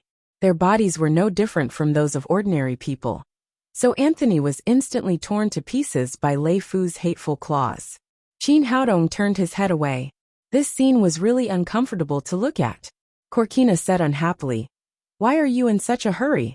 Wouldn't it be better for me to suck him dry first, and then kill him?" Lei Fu ignored her, and continued to vent the hatred in his heart. After a few seconds, Anthony was no longer in sight. His whole body had been turned into minced meat on the ground. After his revenge, he slowly deactivated his frenzy. His face was covered in tears as he cried, "Wife, son, I've finally avenged you today." The hatred that had been suppressed in his heart for so many years was completely released at this moment. Qin Haodong said, "All right, get up quickly, and clean this up for me. It's disgusting to look at." He then threw a small bottle of corpse-dissolving powder to Lei Fu. Lei Fu took the powder and melted Anthony's body, then washed it with water. "Master, what should we do with this?" Lei Fu pointed to the only thing left of Anthony on the ground, the shining hexagram. After Anthony's death, its brilliance had dimmed a lot, and it looked like an ordinary piece of jade. Qin Haodong had seen Alice's hexagram pendant on the plane, so he was very interested in it. He said, "Bring it over and let me have a look." Lei Fu said, "Master, We dark creatures don't dare to touch this thing. We can't even stand the aura, let alone bring it over. Corkina said, Yes, Master. This is a holy object of the divine court.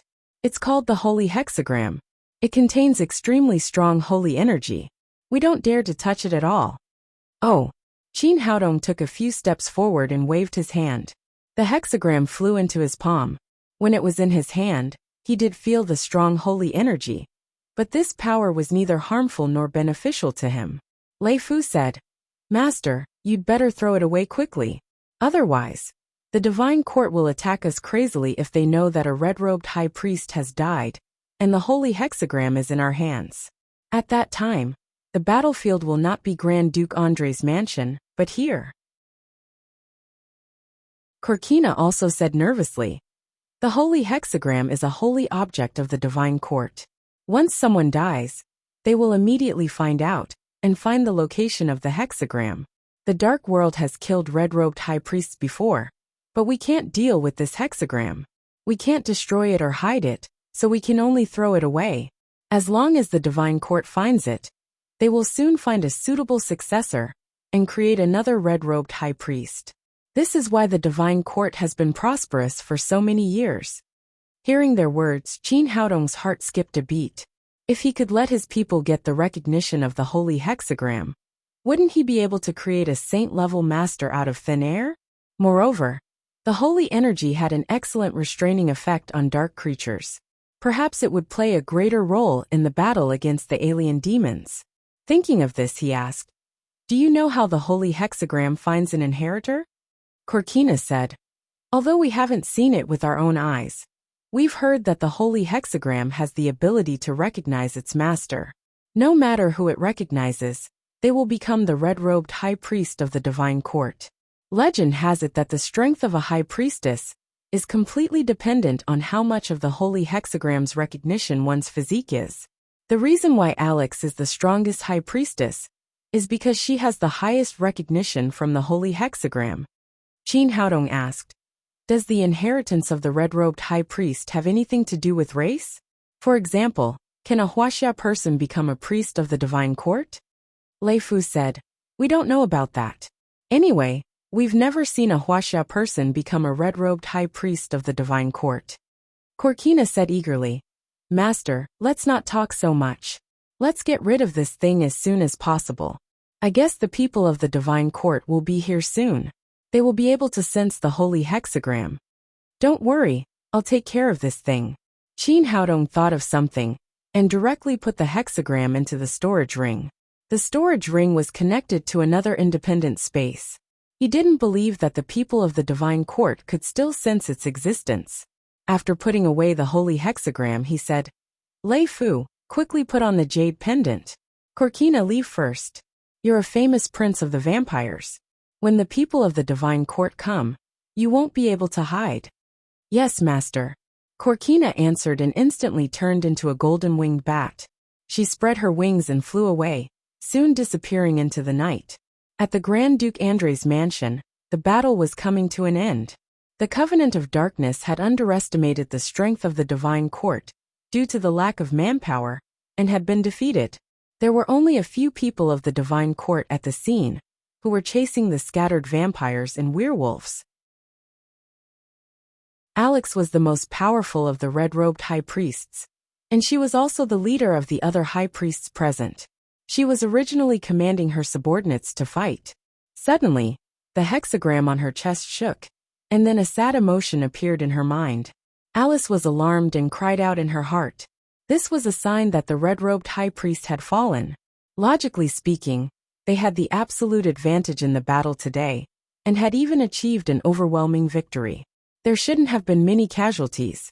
Moreover, it was a red-robed high priest with an extremely high level of cultivation. She hurriedly ordered all the members of the divine court to return to the Grand Duke's mansion. Although the others didn't understand what had happened, they still retreated according to the order. Alex's sharp eyes scanned the crowd.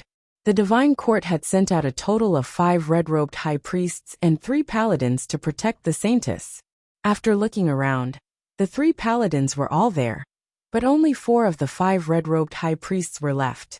Anthony was nowhere to be seen. Her heart skipped a beat. Could it be that Anthony had really fallen? She asked, "Has anyone seen the High Priest Anthony?" Paladin Yankovic said, "I was fighting with him just now. He killed a vampire prince and then chased after it." At this point, Alex could already confirm that the one who had fallen was Anthony. She said with a gloomy expression, "My holy hexagram just sensed that Anthony has fallen." Another red-robed high priest, Balderrama, said, "I also sensed it just now. He died in the west." Yankovic said in shock, "How could this be? We have the absolute advantage. How could there be such a large number of casualties?" Balderrama said with a stern expression, "We still don't know the exact situation. Let's hurry over and see who dared to attack the people of the divine court. We must make sure they are doomed eternally." The other red-robed high priests responded, and were about to rush west together. Alex hurriedly said, "Wait, don't be rash." Balderrama said, "Alex, what's there to hesitate about? The one who has fallen is our red-robed high priest. We must hurry over and avenge Anthony. At the very least, we must retrieve the holy hexagram. Otherwise, how can we explain it to His Majesty?" Alex said, "The most important thing for us now is to protect the Saintess. What if this is a trap set by the other party? If it's a trick of luring the tiger away from the mountain, and all our people leave, the people of the dark world will come back. By then the Saintess will be in danger."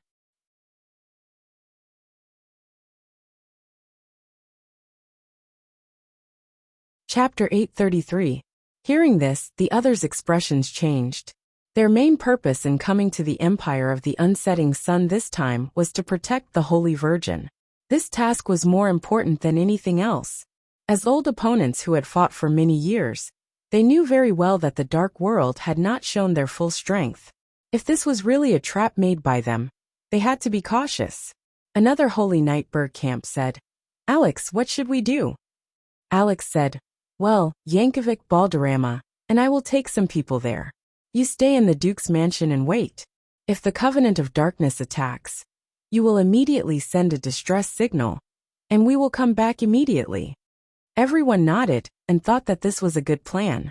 So Alex, 2 red priests, and Yankovic, a holy knight, led more than a dozen people from the holy court to the west. When they were halfway there, Alex's expression changed drastically. "What's going on? Why can't I sense the aura of Anthony's holy hexagram?" This was definitely abnormal, because the holy hexagram was a sacred artifact of the holy court, and they could sense each other. It was this sense that allowed them to find the lost holy hexagram for so many years. It was no exaggeration to say that as long as the holy hexagram was still on earth, the holy court could find it and create a new red priest. But now something strange happened. The holy hexagram that he had clearly sensed just a moment ago suddenly disappeared. Balderrama also frowned and said, "It's true. I also lost my sense of it." Yankovic said, "Don't worry about that. Let's go to the place where the holy hexagram disappeared." Everyone immediately quickened their pace, and soon arrived at Chin Haodong's rented villa. Hulk and Hikari had been following Alex, and they had heard clearly about Anthony's disappearance. Therefore, when they arrived at the villa, they kicked the gate outside and sent it flying. Chin Haodong and Lev were sitting in the courtyard drinking tea. When these people came in, Lev jumped up and said, "What are you doing? Don't you know that this is private territory, and it's illegal to invade?" Balderrama shouted, "Cut the crap. Hurry up and hand over Anthony and the holy hexagram. Otherwise, none of you will live." In his opinion, since Anthony and the holy hexagram had both disappeared in this location, it naturally had something to do with the owner of this place. At this time, Chin Haodong stood up and said to the crowd, "What Anthony? What holy hexagram? I don't know what you're talking about." "It's you." Alice didn't expect to meet Chin Haodong here. She was extremely surprised. Chin Haodong said with a smile, "Miss Alex, it's me.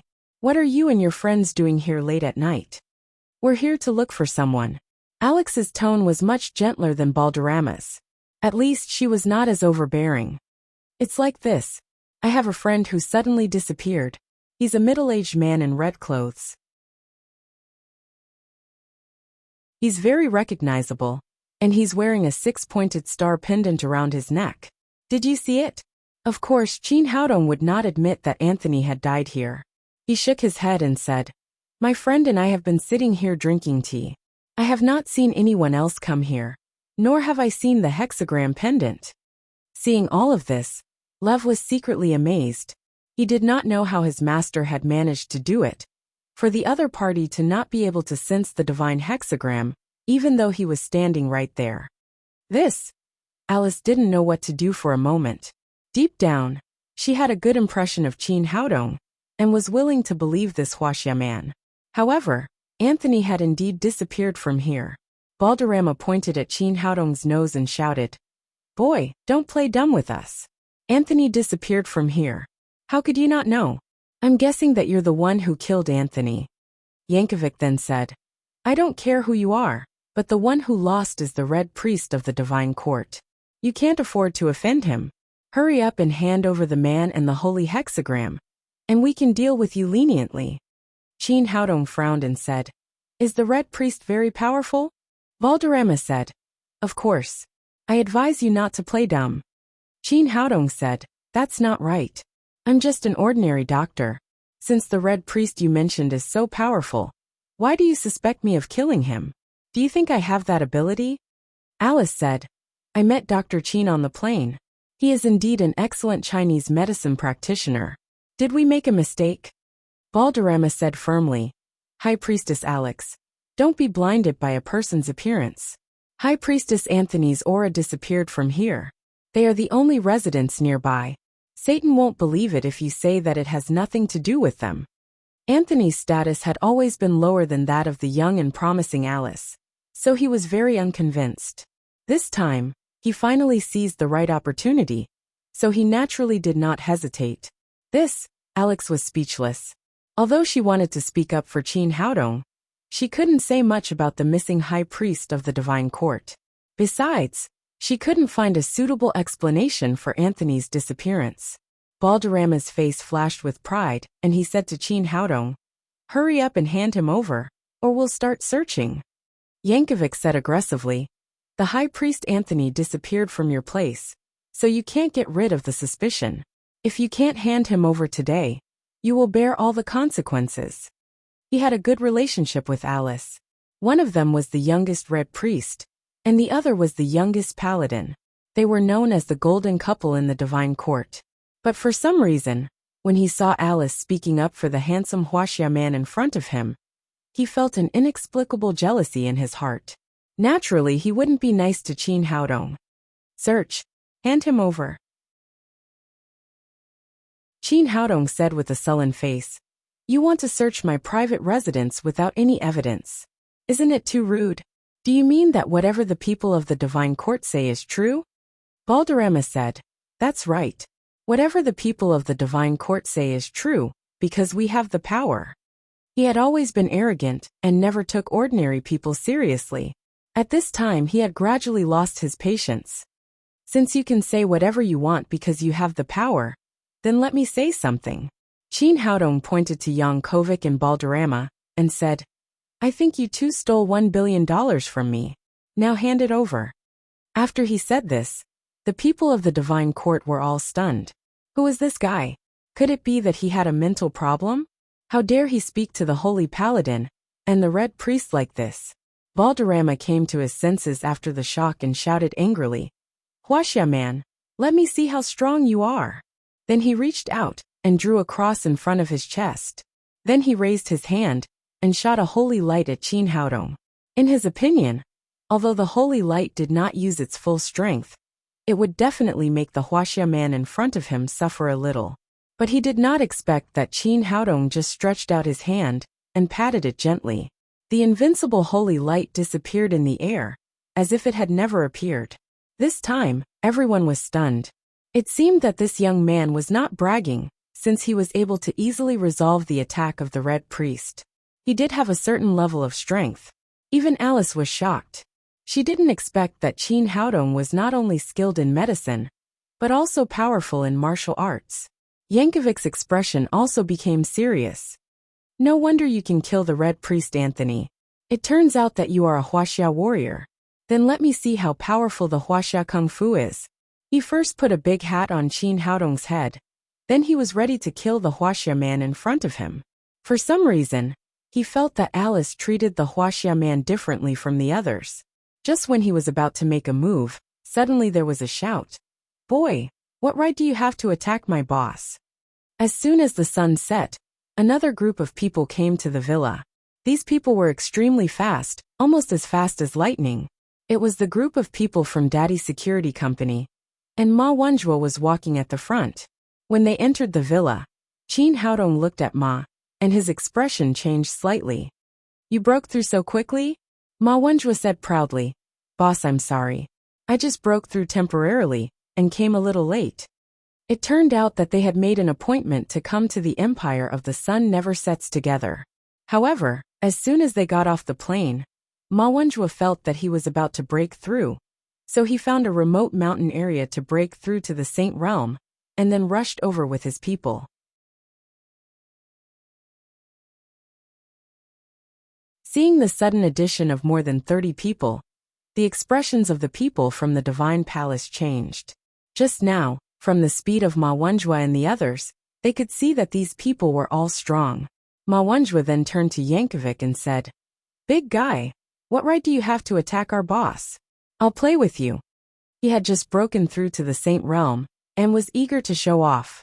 In addition, this guy dared to be rude to Qin Haodong, so he naturally would not be polite. After saying that, he punched out.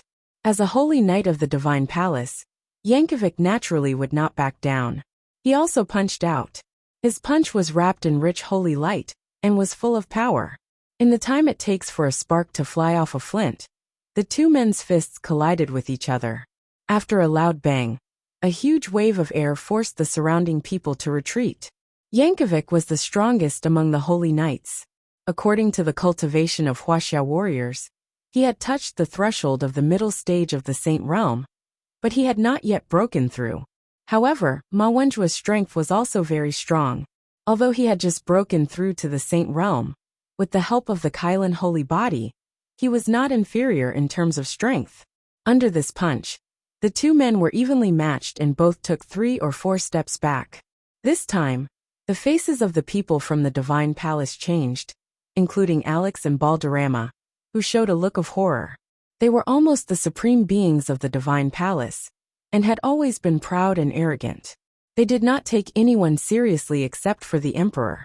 They did not expect that the Huaxia man in front of them was so strong.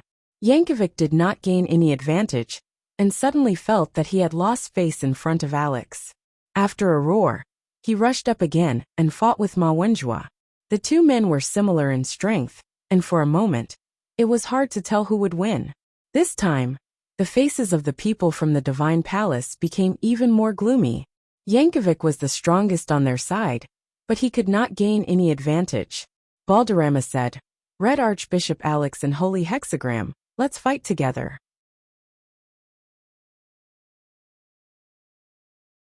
Chapter 834. In his opinion, Ma Wenjue must be the strongest one on the other side. Now that he was restrained by Yankovic, it was the best choice for these people to take action as soon as possible. Without waiting for Alex's consent, he waved to the people of the Divine Palace behind him and said, "Let's catch this Huaxia man together."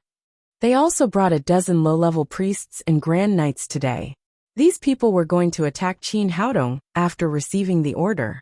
Chen Fugue snorted and said, "Do you want to compete in numbers? Brothers, do it." After he gave the order, 30 members of Daddy's security company behind him rushed forward. The lowest level of these people was at the 7th level of the Supreme Power Realm. In terms of martial arts cultivation, they were much stronger than the Grand Knights and priests. In the blink of an eye, more than a dozen people were knocked to the ground. They were beaten black and blue and fled like rats. On the side of the Divine Palace, apart from Yankovic who was fighting, Alex and Balderrama were the only ones left. Balderrama was furious and said, "Huaxia man, you're courting death." Then he raised his hand and drew a cross in front of his chest, ready to activate the secret method of the Divine Palace, the Great Prophecy. But just as he drew a horizontal stroke with his right hand, suddenly a golden light flashed in front of him. Then he felt a pain in his ear, and red blood flowed down. Then with a clatter his right ear fell to the ground. Balderrama was shocked. This was too terrifying. If the target of this blow was his head, he would have gone to see the Divine Lord now. He looked up and saw Qin Haodong holding a golden sword in his hand, looking at them coldly. "I'm going to kill you like a dog."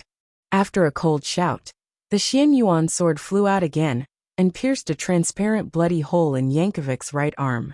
Yankovic quickly stopped after being injured. This time, all the people of the Divine Palace were stunned. What kind of cultivation was this? Especially Balderrama and Alex, they were the most frightened.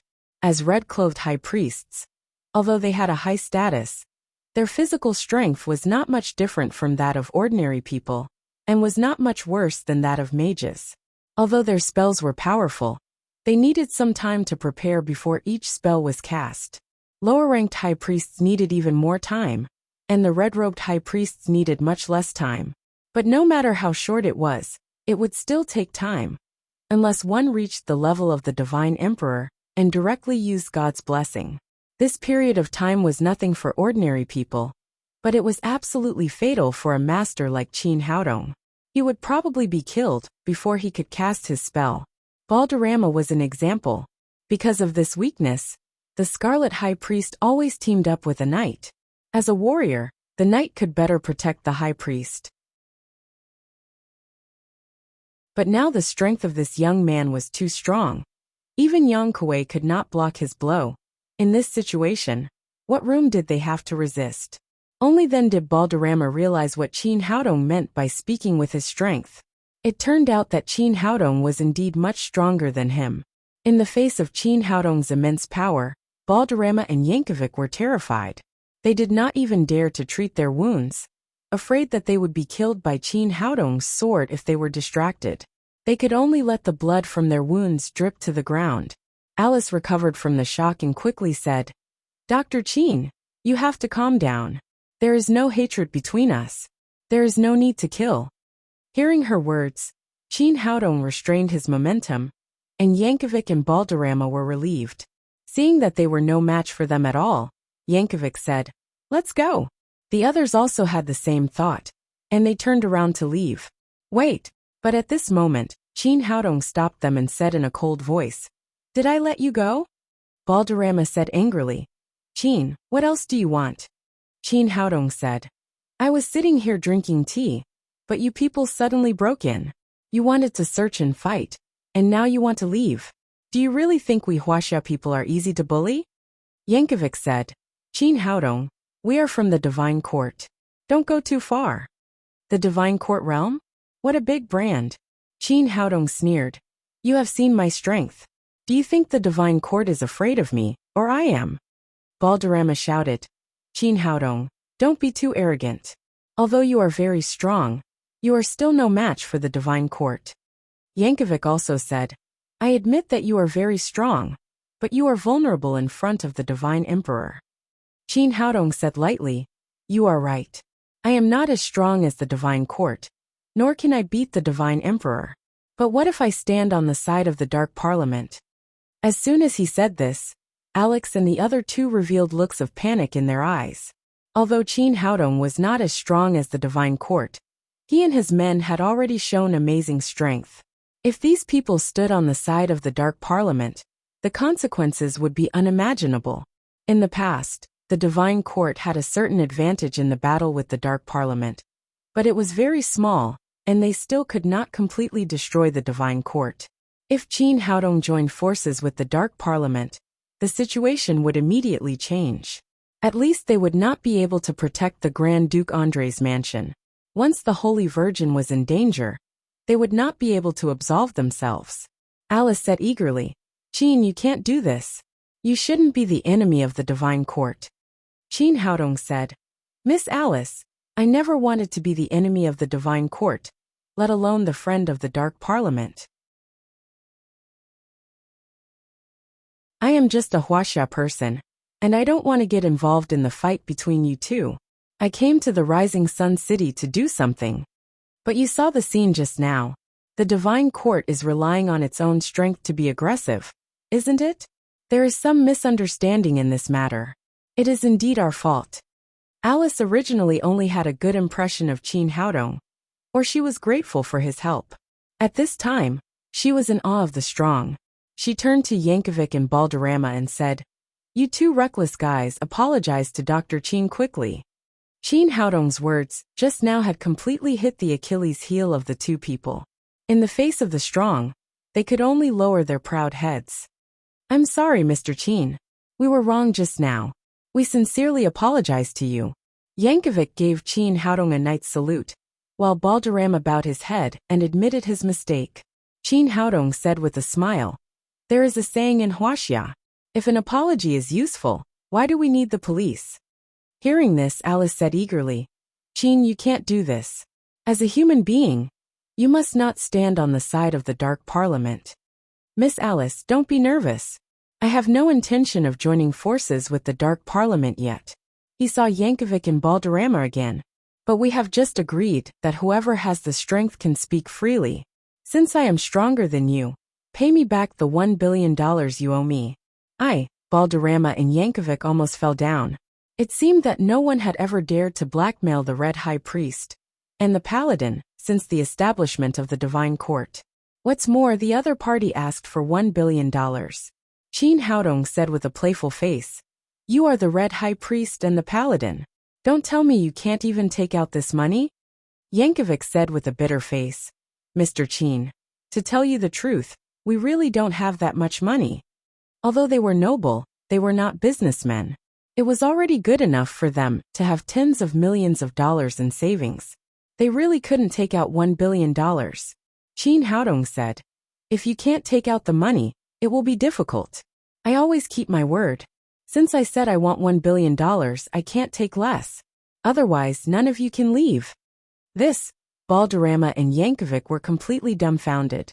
Not to mention how Chin Haodong would treat them if they stayed. Just the fact that the cardinal priest and the paladin had been detained would be a huge blow to the reputation of the Holy Palace. Alice said, "Chin, we are friends. How about you let this go for my sake?"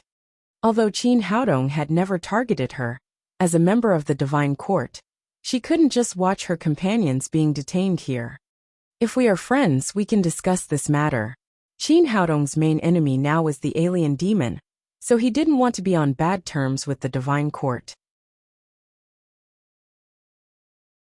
He said, "Miss Alice, if you can prove your friendship with me, I can let them go immediately." "How can I prove it?" Chin Haodong pointed to his right cheek and said, "Since you kiss me on this side, the other side has been very dissatisfied. If you kiss me on this side, we can forget about what happened today." This, Alice suddenly blushed and froze.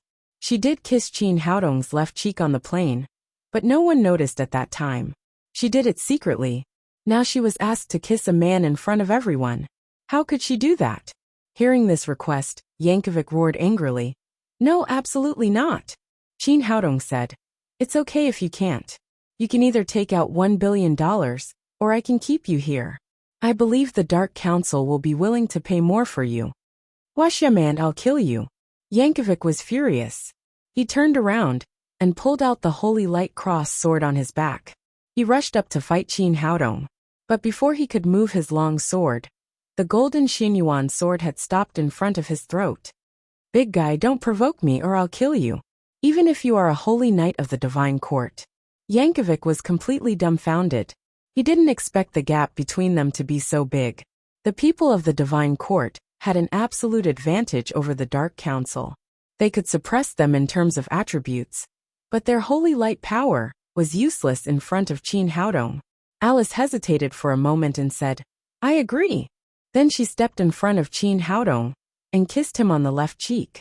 The people of the Divine Court were completely dumbfounded. The High Priest had always been their goddess, but today she took the initiative to kiss a man. Alice blushed and said, "Dr. Chin, can we go now?" Chin Haodong raised his hand and wiped his cheek. He said with a smile, "Of course. Miss Alice's kiss is worth $1 billion. Yankovic was so angry that his eyes almost popped out. "Huaxia man, I'll make you pay for today's humiliation." "Sure, as long as you have the ability," Chin Haodong said, "but I advise you to keep a low profile now. Otherwise, You won't be able to leave if you anger me.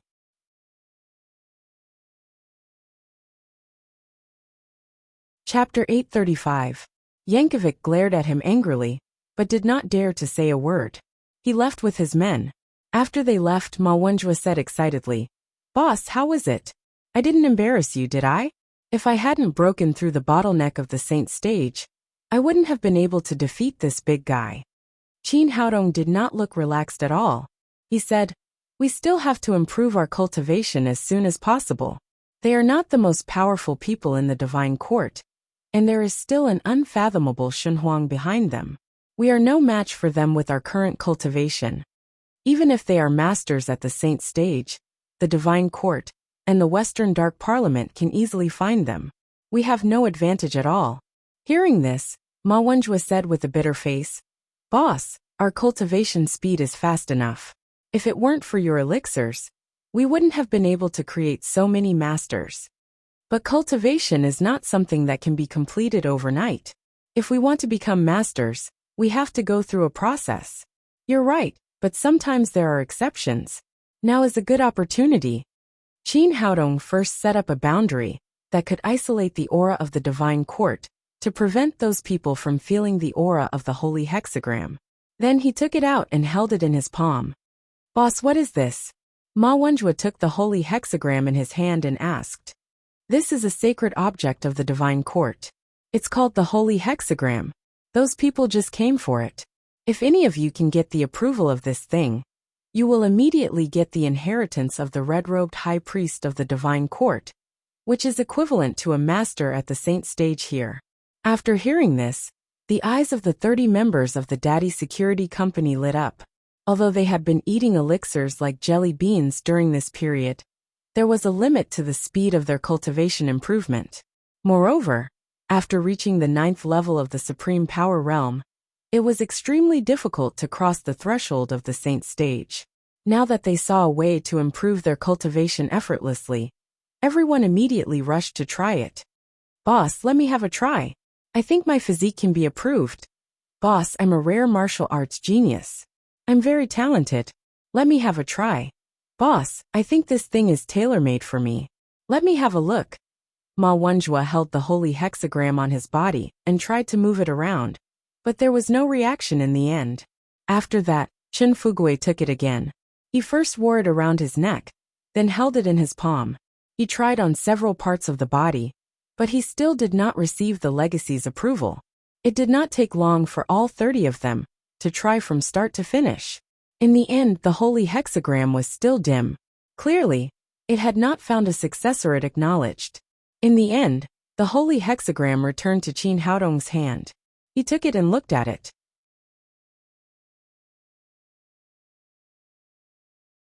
Thinking about Alex's body, he suddenly had an idea. "Which of you is better at English?" I. Many of the people from Daddy Security Company had been special forces before, and had performed tasks all over the world, so there were many people who knew foreign languages. Nearly a dozen people stood up. Qin Haodong asked again, "Who has been a spy?" "Boss, I've done." Another 4 or 5 people stood up. Qin Haodong called out a fair-skinned and handsome man among them. "Zhang Feiyang, it's you." Zhang Feiyang immediately stood up excitedly. "Boss, what do you need me to do?" "You stay and wait for me here. The rest of you can leave now." Qin Haodong asked Ma Wenzhua to leave with the rest of the people. He did not want to concentrate his strength in one place at the moment. Then he chose an empty room and walked in. He took out the Shenong tripod and began to refine elixirs. He had now figured out that if he wanted to get the approval of the holy hexagram, he had to have no impurities in his body. The purer the better. Alex was known as the youngest red-clothed high priest by virtue of this body. When he was in the cultivation world, he had obtained a kind of elixir called cleansing elixir. This elixir was used by some big families to purify the body when carrying on the family line. The purpose was to make the future generations have better qualifications. After taking this elixir, the impurities in the body would be discharged and become extremely pure, just in line with the current requirements. Half an hour later, the elixir refining was over. 9 crystal-clear cleansing elixirs appeared in Qin Haodong's palm.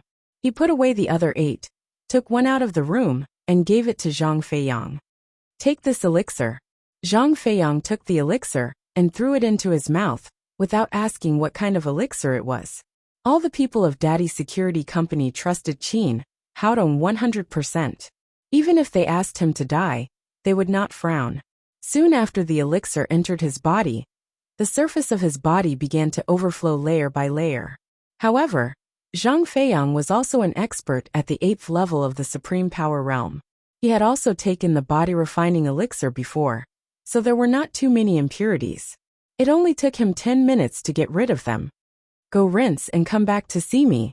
Zhang Feiyang agreed, and walked into the bathroom. Soon he came back.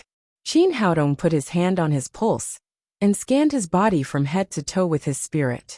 He could not help but nod with satisfaction. Now the purity of Zhang Feiyang's body was no less than that of Alex. Such a pure body would definitely be recognized by the holy hexagram. After doing all this, Qin Haodong took Zhang Feiyang and Lei Fu out of the villa. They went to the foot of a hill 10 kilometers away. After giving them some instructions, he took out the holy hexagram again. Zhang Feiyang took the hexagram. This time it was very different from before. As soon as the holy hexagram touched his palm, it immediately shone brightly. Not only did his body feel much lighter, but there were also many things in his mind. After changing his body, he finally won the recognition of the holy hexagram. What appeared in his mind were the inheritance of the divine court, various ways to use the holy power, including the great prophecy. Boss, I did it, I finally did it. Feeling the powerful power in his body, Zhang Feiyang cried out excitedly. Qin Haodong nodded and said to Lei Fu, "You try it with him. See how powerful the inheritance he received is. See if it can compare to the other high priests in red." "Yes, master." Lei Fu agreed. Then with a long howl, he transformed into the Golden Wolf King. "Be careful, little guy." After saying that, Lei Fu jumped and pounced on Zhang Feiyang like lightning. Zhang Feiyang was already prepared. He raised his hand and drew a cross in front of his chest. Then, he pointed at Lei Fu and a ray of holy power shot out. Lei Fu raised his hand and punched the holy power. Then with a scream he flew backward. His extremely hard fist had been burned by the holy power. Zhang Feiyang, who had just mastered this different power, was not satisfied and wanted to continue. Lei Fu quickly said, No, this is abuse, not a fight at all." Qin Haodong said, "What level do you think his holy power is at now?" Lei Fu said, "Much stronger than Anthony. It should be about the same level as Alex." Qin Haodong nodded and said, "That's good. Now you can be considered to be a double cultivator of magic and martial arts. In the future, go to the divine court and be a high priest in red. Don't easily expose our relationship. I will contact you when I need you." Zhang Feiyang said excitedly, "Got it, boss." Qin Haodong reached out and touched his face. Zhang Feiyang's appearance immediately changed greatly. He was like a different person. "Well, you stay here. I think it won't be long before the people from the divine court come. Just follow our previous plan." Zhang Feiyang said, "Don't worry, boss. I'm the best at being a spy." Everything went in an orderly manner. Qin Haodong took Lei Fu back to his villa. On the other side of the divine court, Alex and the others left Qin Haodong's villa and stopped more than 10 kilometers away. Yankovic said angrily, "Alex, you shouldn't have kissed that Huaxia man just now." "It's all because of you too," Alex said with a gloomy expression. "Besides, I have nothing to do with you. I can kiss whoever I want." Yankovic was speechless for a moment. He had been pursuing Alex, but she had always ignored him. Balderrama said, "Let bygones be bygones. What should we do next? Anthony died in such a mysterious way. How are we going to explain this to His Majesty?" Yankovic said, "Everyone saw that the Huaxia boy has a strong cultivation. He must have killed Anthony and hidden the holy hexagram. We should report it to His Majesty immediately and ask him to kill this Huaxia man and avenge High Priest Anthony." Alex frowned and said, "You're being too presumptuous. Are you saying that a capable person is the murderer? You can't think that he killed Anthony just because he has a high cultivation. Besides, the holy hexagram is a sacred object of our divine court. No matter can block its aura. How can it be hidden? Seeing that the woman he liked was speaking for Qin Haodong, Yankovic was furious again. Do you like that Huaxia boy? It's obvious that Anthony's aura disappeared from their house. He must be the murderer. Alex was also angry. Yankovic, can you be more reasonable? I'm just stating the facts. Besides, it has nothing to do with you who I like. Even if I like him, so what? Seeing that the two of them were arguing again, Balderrama quickly persuaded. Stop arguing, you two. Our top priority now is to find the holy hexagram as soon as possible. Yankovic said. Do we still need to find it? As long as we kill that Huaxia boy, we can find it immediately. Alex was about to say something when her expression suddenly changed. I feel the aura of the holy hexagram, Balderrama said. I feel it too, but the aura is a bit strange. It seems that he has found his inheritance. Yankovic said. That's impossible. Every time a high priest in red dies, our divine court has to spend a lot of effort to find his successor. How can he find the inheritance so soon? Alex said. Let's go and have a look. After that, they rushed in the direction of the holy hexagram. When they arrived at the scene, they found a handsome Huaxia man standing there with a dull expression. He was wearing the holy hexagram. The holy hexagram was shining, which was obviously a sign that it had recognized him as its owner.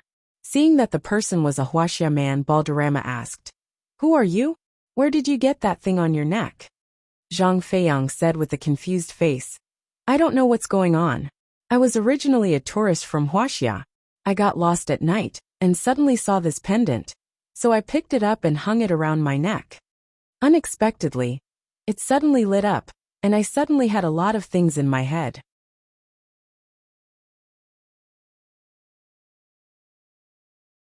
Chapter 836. Alex and the other two were stunned. Since when did the inheritance of the holy hexagram become so simple? And he even chose a Huaxia man? When he came to his senses, Yankovic cried. No, it's impossible. It's impossible for a Huaxia man to be recognized by the Lord God. I can't be associated with the despicable Huaxia man. Since he had just been humiliated by Qin Haodong, he hated all the Huaxia people. Alex said, Yankovic, what are you talking about? Have you forgotten the rules of the divine palace? No matter who he is, as long as he is recognized by the holy hexagram, he will be our red priest. Yankovic said, That's impossible. The divine palace has existed for thousands of years, and there has never been a Huaxia man. It's even more impossible for this Huaxia man to be recognized by the holy hexagram. He must have used some despicable means to create an illusion for us. I'm guessing that he must have killed Anthony and taken the holy hexagram. I'll kill him now and take it back. After that, he took out the holy cross sword on his back and stabbed at Zhang Feiyang. Zhang Feiyang reacted very quickly. He raised his hand and drew a cross in front of his chest. Then he pointed at Yankovic, and a light sword condensed by the holy light shot out. The light sword collided with Yankovic's holy cross sword and made a muffled bang. Both of them took 3 steps back respectively. Yankovic was shocked. He did not expect that he could not take advantage of Zhang Feiyang at all. Alex and Balderrama were even more surprised. They did not expect that the young man in front of them had received such a high degree of inheritance. He was not inferior to Alice, the most outstanding red priest in the divine palace. When he came to his senses, Yankovic raised the holy cross sword and was ready to attack again. But he was stopped by Alex. What are you doing? Don't you see that he has been completely recognized by the holy hexagram and is now the red priest of the divine palace? Do you want to start a civil war? Yankovic cried. No, I can't be associated with a Huaxia man. I'm going to kill him, take back the holy hexagram, and then find another inheritance. Alex was completely angry. Yankovic, stop messing around, okay? According to the will of the Lord God, everyone in the world is his people, regardless of skin color or race. What right do you have to exclude a Huaxia person? Yankovic's expression was the same, but he still said unwillingly, but there has never been a Huaxia person in our divine palace before. The past is the past. Perhaps the divine Lord is blaming us for not fully carrying out his will. That's why he made the holy hexagram recognize a Chinese. This Alice's words were clear and logical, and the truth was right in front of them. No matter how courageous they were, they wouldn't dare to openly go against the will of the Lord God. At that moment Balderrama said, "Let's not argue anymore. There is indeed something fishy about this matter. Let's report it to the sacred city, and let the Emperor God decide." Alice said, "That's right. Only the Emperor God has the final say in this matter. Before the sacred city makes a decision, according to the rules of the divine court, he is now our companion, the Red High Priest of the divine court." Since things had come to this point, Yankovic could no longer object. He could only snort coldly and walk towards Duke Andrei's mansion. Zhang Feiyang followed behind them, walking side by side with Alice. He was not nervous about the Emperor God's decision. Qin Haodong had already explained it to him before. It was a strange story that a Huaxia person had obtained the inheritance of the holy hexagram. This matter would soon spread out. Even the Emperor God could not publicly deny a Huaxia person. Otherwise, how could he spread the so-called equality of all living beings around the world in the future? Therefore, this matter seemed to be reported to the sacred city, but in fact there was already an answer. Moreover, even if the divine court did not accept him, with his previous 8th level cultivation and his current holy power, no one could pose a threat to him, as long as the Emperor God did not come, including the aggressive Yankovic. When the sun rose the next day, the whole city of the rising sun was restored to a thriving scene.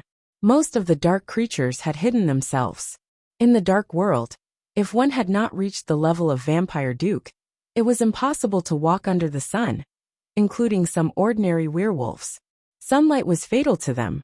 After Qin Haodong got up, he washed up and enjoyed the breakfast that Lev had prepared for him. Then they drove to the city of the rising sun together. According to Klinsmann's explanation before his death, the alien demons were probably hiding in the empire of the rising sun. However, they only had such a rough information and did not have a specific direction to look for. So they wandered aimlessly in the city of the rising sun near noon. Qin Haodong's cell phone rang. He looked at it and found that it was Alice, the president of the World Medical Association. "Miss Alice, what can I do for you?" On the other side of the phone, Alice said eagerly, "Qin, can you come to the Empire of the Rising Sun? Do I need your help here?" Qin Haodong asked, "Do you need my help? Did something happen?" Alice said, "Well, the daughter of Grand Duke Andrei of the Empire of the Rising Sun is seriously ill, but we can't find the cause at all. We want you to come and help us make a diagnosis. Can you come from Huaxia as soon as possible? The patient's condition is very bad. I'm afraid it will be too late if you are late." Grand Duke Andrei's daughter? Could it be the awakened Holy Virgin? Qin Haodong immediately dispelled this idea. The awakened Holy Virgin should not be sick. A noble person like Grand Duke Andrei should have several daughters.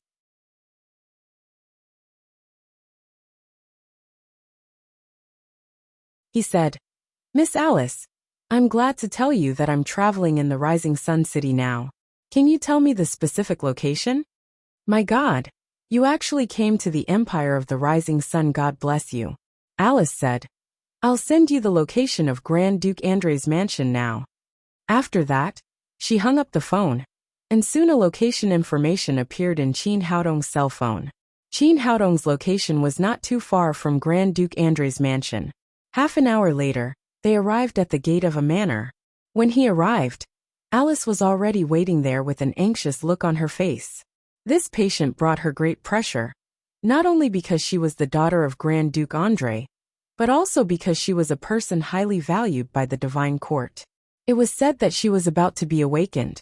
Under these two identities, as the president of the World Medical Association, she felt great pressure.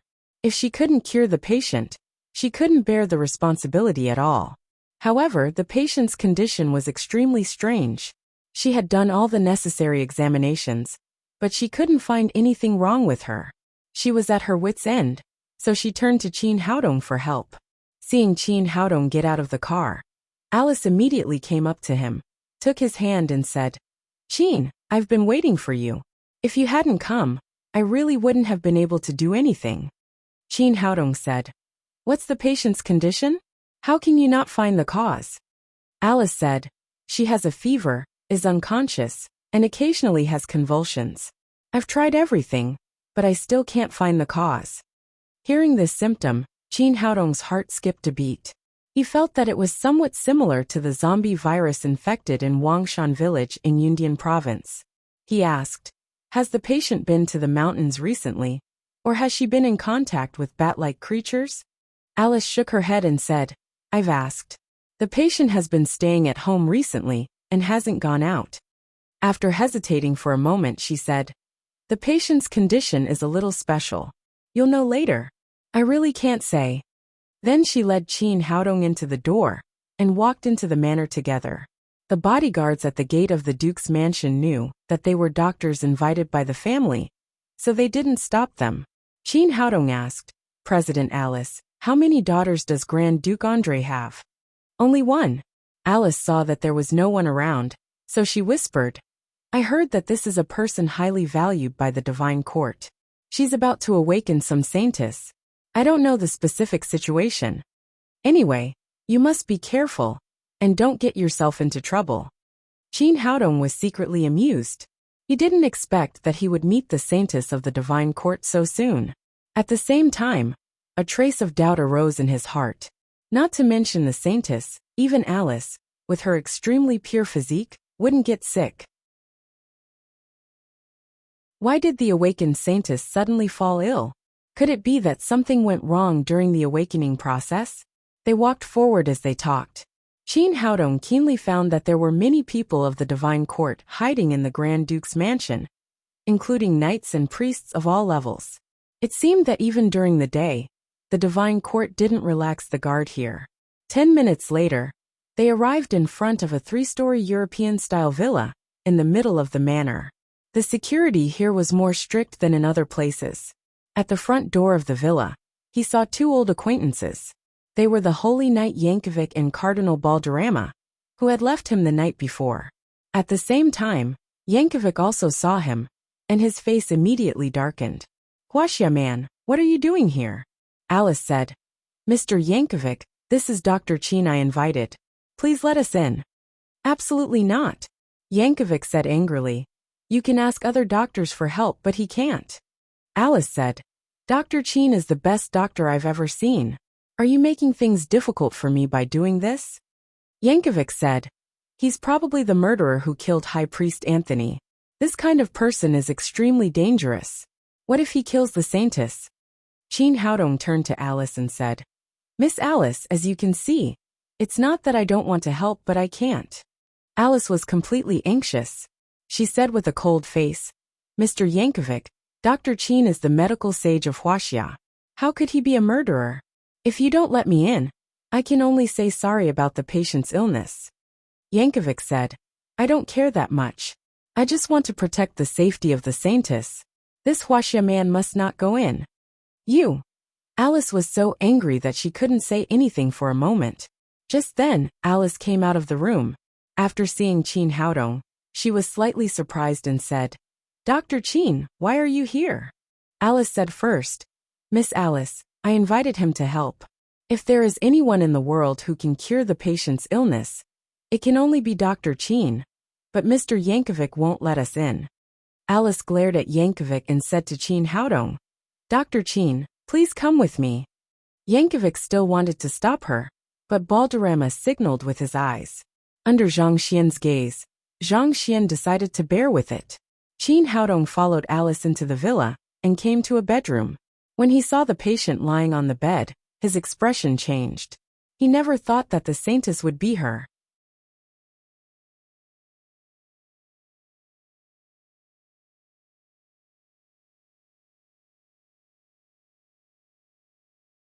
Chapter 837.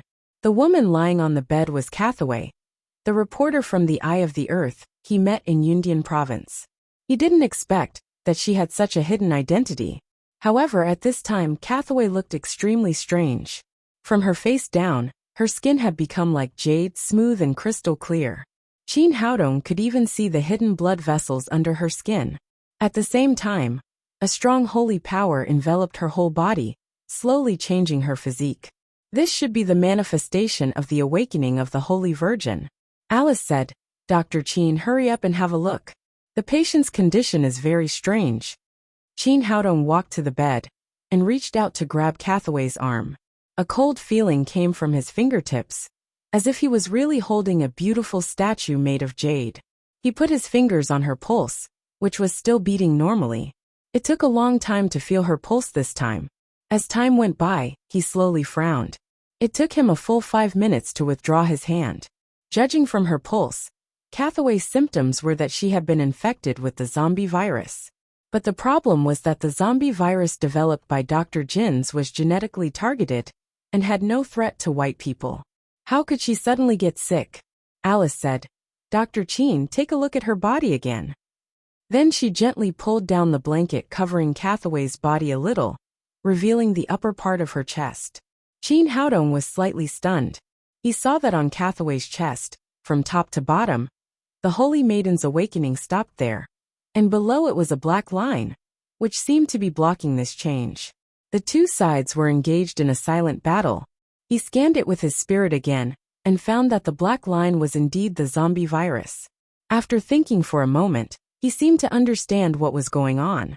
Although the targeted genetic virus developed by Dr. Jin's had not been infected before, it was not that she had not been infected with these viruses, but that they had been hidden in her body. Originally it was peaceful. If she was an ordinary person, she would not get sick for the rest of her life. Unfortunately, Cathaway was the Holy Virgin of the Divine Court. This time, the awakening of the Holy Virgin somehow stimulated the virus, and it suddenly began to get sick. Alice asked nervously, Dr. Chin, how is it? Have you found the cause? Can you cure it? This morning, she had gathered all the experts of the World Medical Association for a consultation, but no one could come up with a decent treatment plan. They didn't even find the cause of the disease. Now Chin Haodong was her last hope. Chin Haodong nodded. I already know what's going on. It's not too difficult to treat. That's great. Chin, you're amazing. Cathaway was so happy that she almost jumped up. If it weren't for the fact that she was in a ward, she would have cheered loudly. Alice had been watching them. After hearing Chin Haodong's words, she said, Dr. Chin, will your treatment affect the Holy Virgin's awakening? As the saying goes, one's position determines one's thinking. As the red-robed high priest of the Divine Court, she cared more about Cathaway's identity as the Holy Virgin. If Chin Haodong's treatment affected Cathaway's awakening as the Holy Virgin, it would not be worth it. Chin Haodong said, her current condition is caused by the awakening of the Holy Virgin. If these viruses are not removed as soon as possible, I'm afraid the awakening will be stopped halfway, so we must hurry to treat her. Hearing this, Cathaway also said nervously, Dr. Chin, hurry up. Please. After determining the cause of the disease, the treatment became much simpler.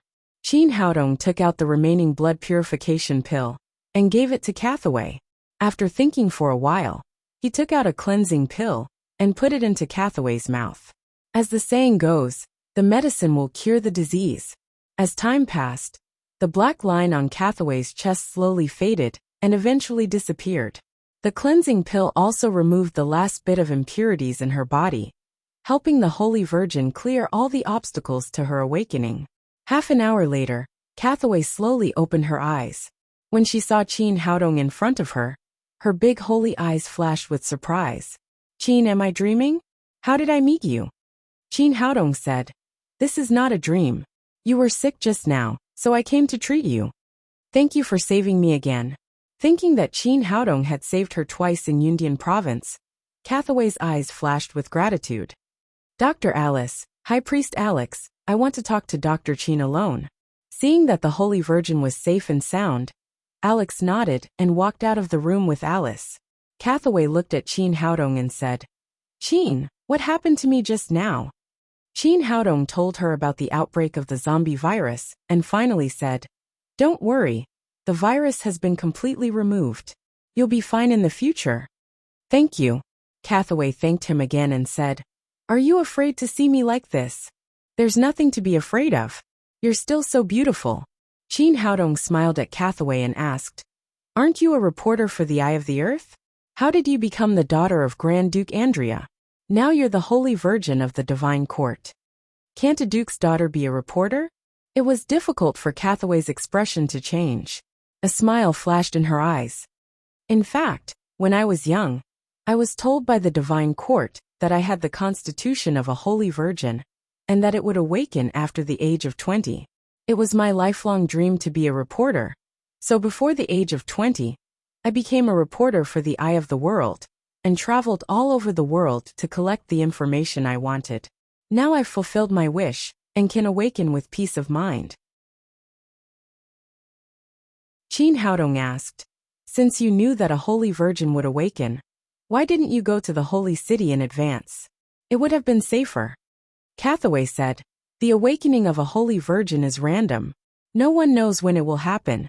I can't be imprisoned in the provincial capital like a prisoner.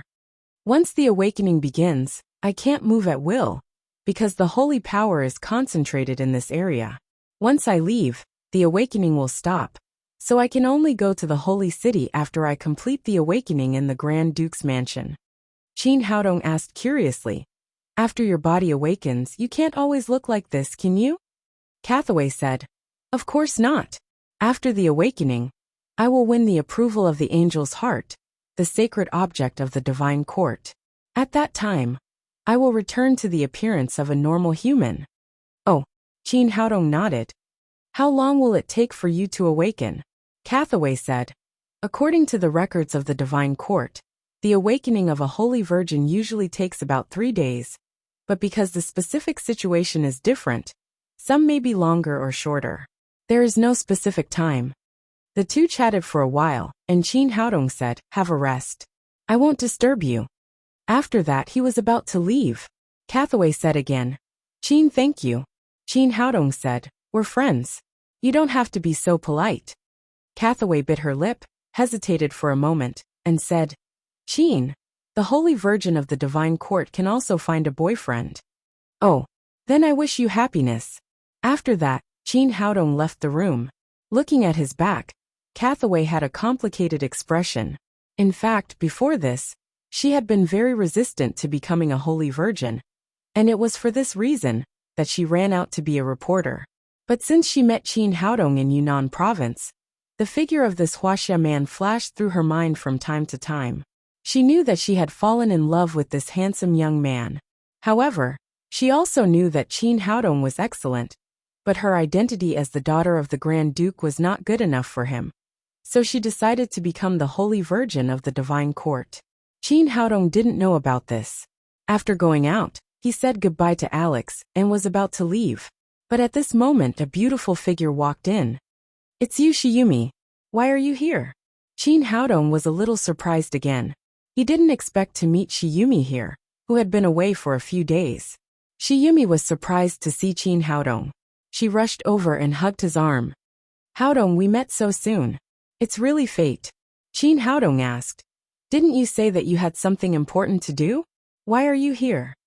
Alex, who was next to him, said, Dr. Qin, I didn't expect you to be familiar with Miss Shiyumi.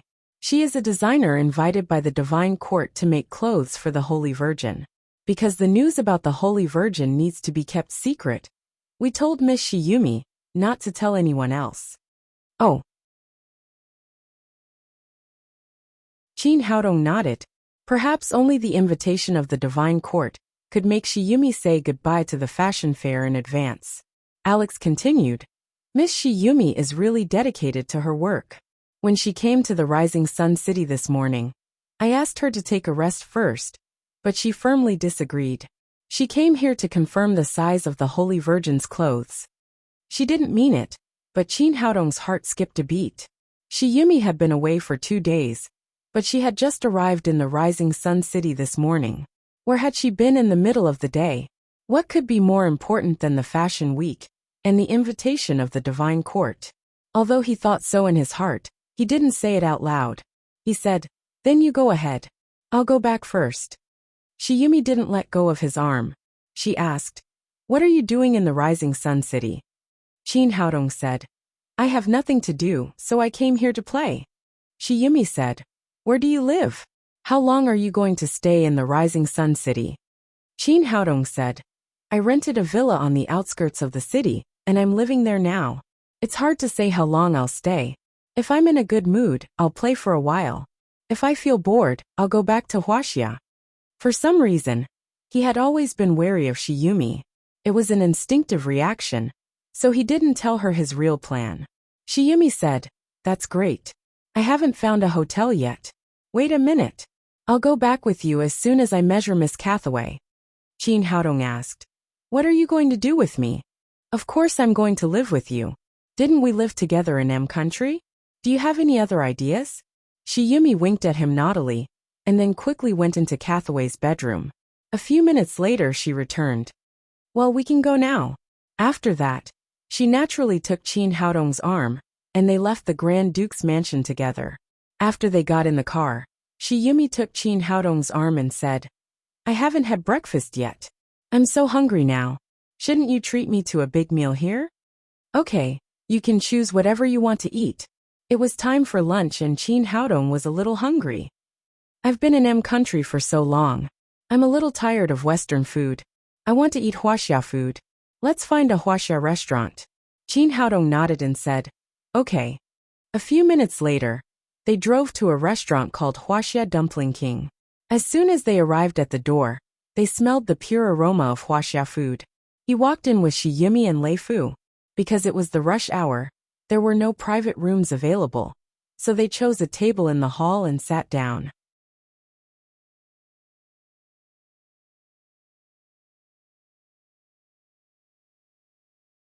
Chapter 838. The service here was pretty good, and the dishes were soon served. Looking at the steaming dumplings in front of him, Lei Fu, who had never eaten Chinese food, asked curiously, Boss, what's this? It's called dumplings. It's the most famous delicacy in Huaxia. There's an old saying that dumplings are better than delicious, and they're more comfortable than lying down. Qin Haodong picked up a dumpling and put it on his plate. He poured soy sauce and vinegar on it and began to eat. After taking a bite, he nodded and said to Shiyumi, It tastes good. It's indeed authentic Huaxia. Shiyumi said, I haven't eaten dumplings for a long time. I'm going to have a big meal today. Lei Fu also wanted to learn how to eat dumplings, but the problem was that he had never eaten Chinese food and didn't know how to use chopsticks at all. He struggled for a long time, but he still couldn't put a dumpling on his plate. Smelling the fragrance of the dumplings, Lei Fu was a little anxious. Master, how did you do it? How do you use these two small sticks? Seeing his embarrassed look, Qin Haodong couldn't help laughing. A dignified golden-haired alpha wolf was stumped by chopsticks. He carefully taught Lei Fu for a long time, before he managed to put a dumpling in his mouth. Delicious, dumplings are really delicious. Huaxia people are really great. They can actually invent such delicious things. While the three of them were eating, 7 or 8 people appeared in front of the door. The leader was a young man in his 30s. He was wearing a limited edition Omega gold watch, and a suit handmade by an old Italian tailor. His hair was meticulously combed. Behind him were 8 bodyguards. Each of them was tall and imposing. It seemed that they were the young masters of a big family. The man was about to go upstairs, and had one foot on the stairs. But at this moment, he suddenly saw Shiyumi, who was eating next to him. His eyes suddenly lit up. He immediately changed his direction and walked to Qin Haodong's table. May I have a word with you, beautiful lady? The young man said to Shiyumi politely, acting like a gentleman. Shiyumi glanced at him. She had seen many people like him, who took the initiative to talk to her. She said, Sorry, I'm eating. I don't want to talk to anyone. But the young man had no intention of backing down. He pulled a chair and sat next to Shiyumi. Beautiful Oriental beauty, let me introduce myself. My name is Fabio, the heir of the Fabio family of the Rising Sun Empire. Shiyumi frowned and ignored him. She began to eat the dumplings on the plate again. Fabio continued. Beautiful lady, our Fabio family has a world-famous film and television company. I think your temperament is too good. And you're beautiful. You're the most beautiful woman I've ever seen in my life. Are you interested in developing your career in the Western film industry? I guarantee that within half a year, I can make you a world-class superstar. After saying that, he looked at Shiyumi expectantly. In the past, he had used this method to flirt with many beautiful women. When those people heard that he could make them famous, they would immediately jump into his arms obediently. He believed that this woman in front of him would be no exception. After all, every woman had a dream of becoming a star. But the result disappointed him. Shiyumi put down her chopsticks and said coldly, "Are you done? If you're done, please leave. Don't disturb our meal." Fabio was stunned. He didn't expect this result.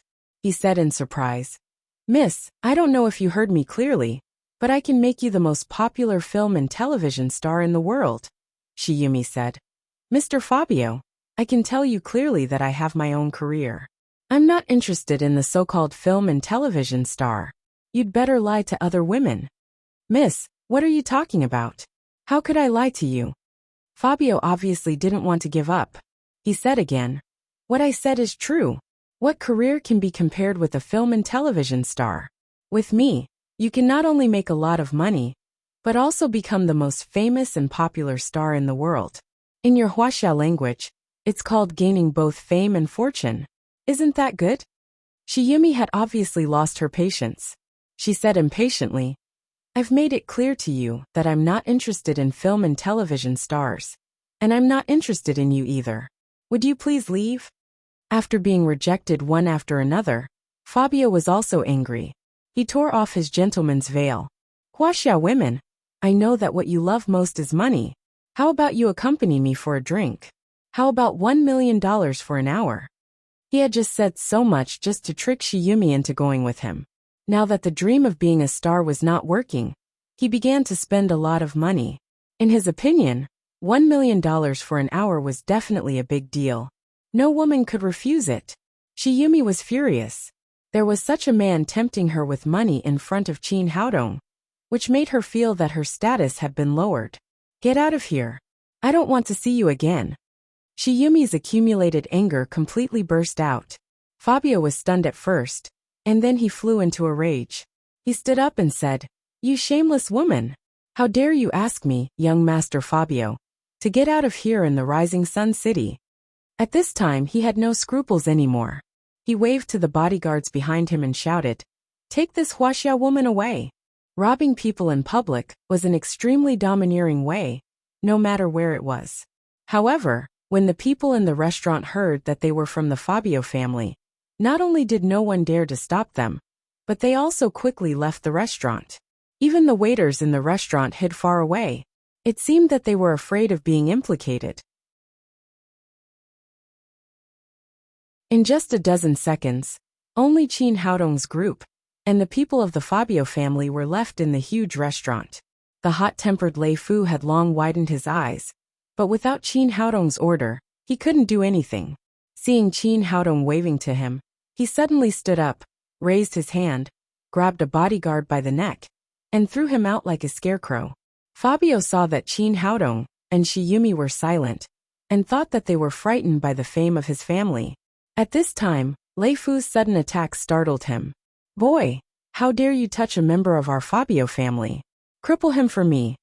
After hearing the order, the remaining bodyguards gave up on Shiyumi and rushed to Lei Fu together. These people were all bodyguards hired by the Fabio family with a high salary. Some of them used to be fighters in the underground boxing ring, and some were retired soldiers of well-known special forces. All of them had extraordinary skills, but compared to Lei Fu, the golden-haired Wolf King, they were far inferior. Before Fabio could come to his senses, all of them were put to the ground wailing. Looking at Lei Fu coming over, Fabio said with a face full of fear, "What are you going to do? I'm telling you, I'm a member of the Fabio family. If you offend me, you won't be able to live in the Rising Sun City for a day." But before he could finish speaking, Lei Fu's big hand with black hair had already grabbed his neck. He suddenly couldn't say a word, and even breathing became an extravagant hope. Lei Fu carried him to Qin Haodong and threw him hard on the ground. "Boss, what do you think we should do with this guy?" Qin Haodong said lightly, "Didn't he say he wanted to drink? Then you should treat him to a drink." "Got it, boss." Lei Fu responded and grabbed a bottle of red wine on the table next to him. He raised his hand and unscrewed the cap of the bottle. Then, he inserted the glass shards and the red wine into Fabio's mouth. Ugh. Fabio's mouth was full of blood. He wanted to howl, but he choked on the red wine and coughed. He suddenly felt like he was drowning, and even his eyes turned white. This state lasted for more than a minute before Lei Fu finally poured all the red wine into his mouth. Fabio finally regained his breath and spat out the glass shards in his mouth. He pointed to Qin Haodong and shouted, "Boy, you must die today for offending me, Fabio." "Lei Fu, it looks like he hasn't drunk enough. Give him another bottle," said Qin Haodong. "Got it, boss." Lei Fu stepped on Fabio's chest and inserted another bottle of red wine into his mouth. 2 minutes later, Fabio finally regained his breath. This time, he was no longer arrogant. Although he still looked at Qin Haodong with anger in his eyes, he didn't dare to say a word.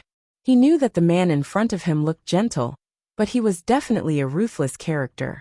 Qin Haodong said with a smile, "How was the wine, Mr. Fabio? Would you like another bottle?"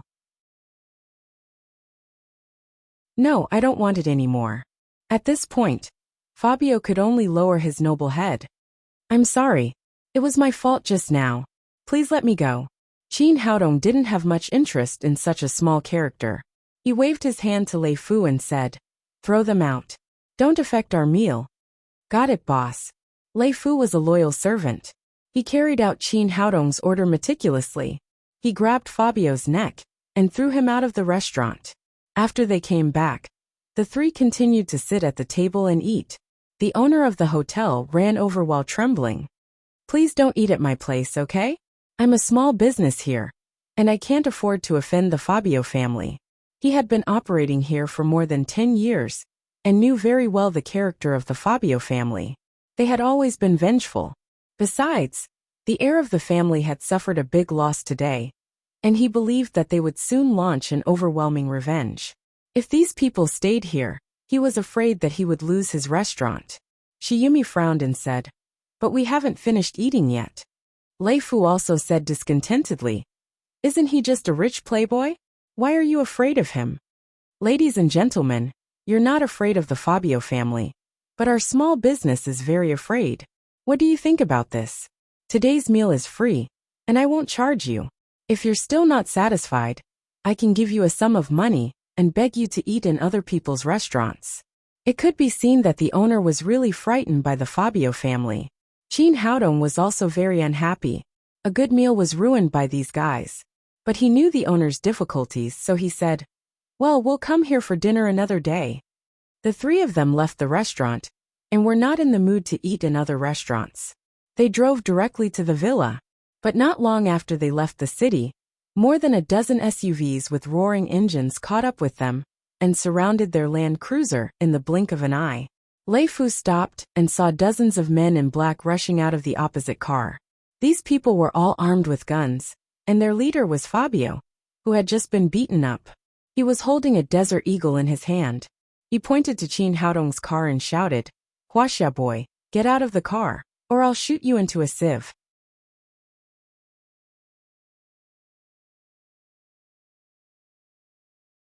Chapter 839. Seeing these people in front of him, Qin Haodong frowned. This guy was really haunting him. "Lo, get rid of these men." After saying that, Qin Haodong pulled Shimi, who was sitting in the back seat, into his arms. With the protective chi of a saint, he was not afraid of ordinary bullets at all. But the coverage was limited. He couldn't protect Shiyumi in the back seat, so he could only hold her in his arms. Lo agreed, and was just about to get out of the car, when a shadow flashed past in front of the gunman.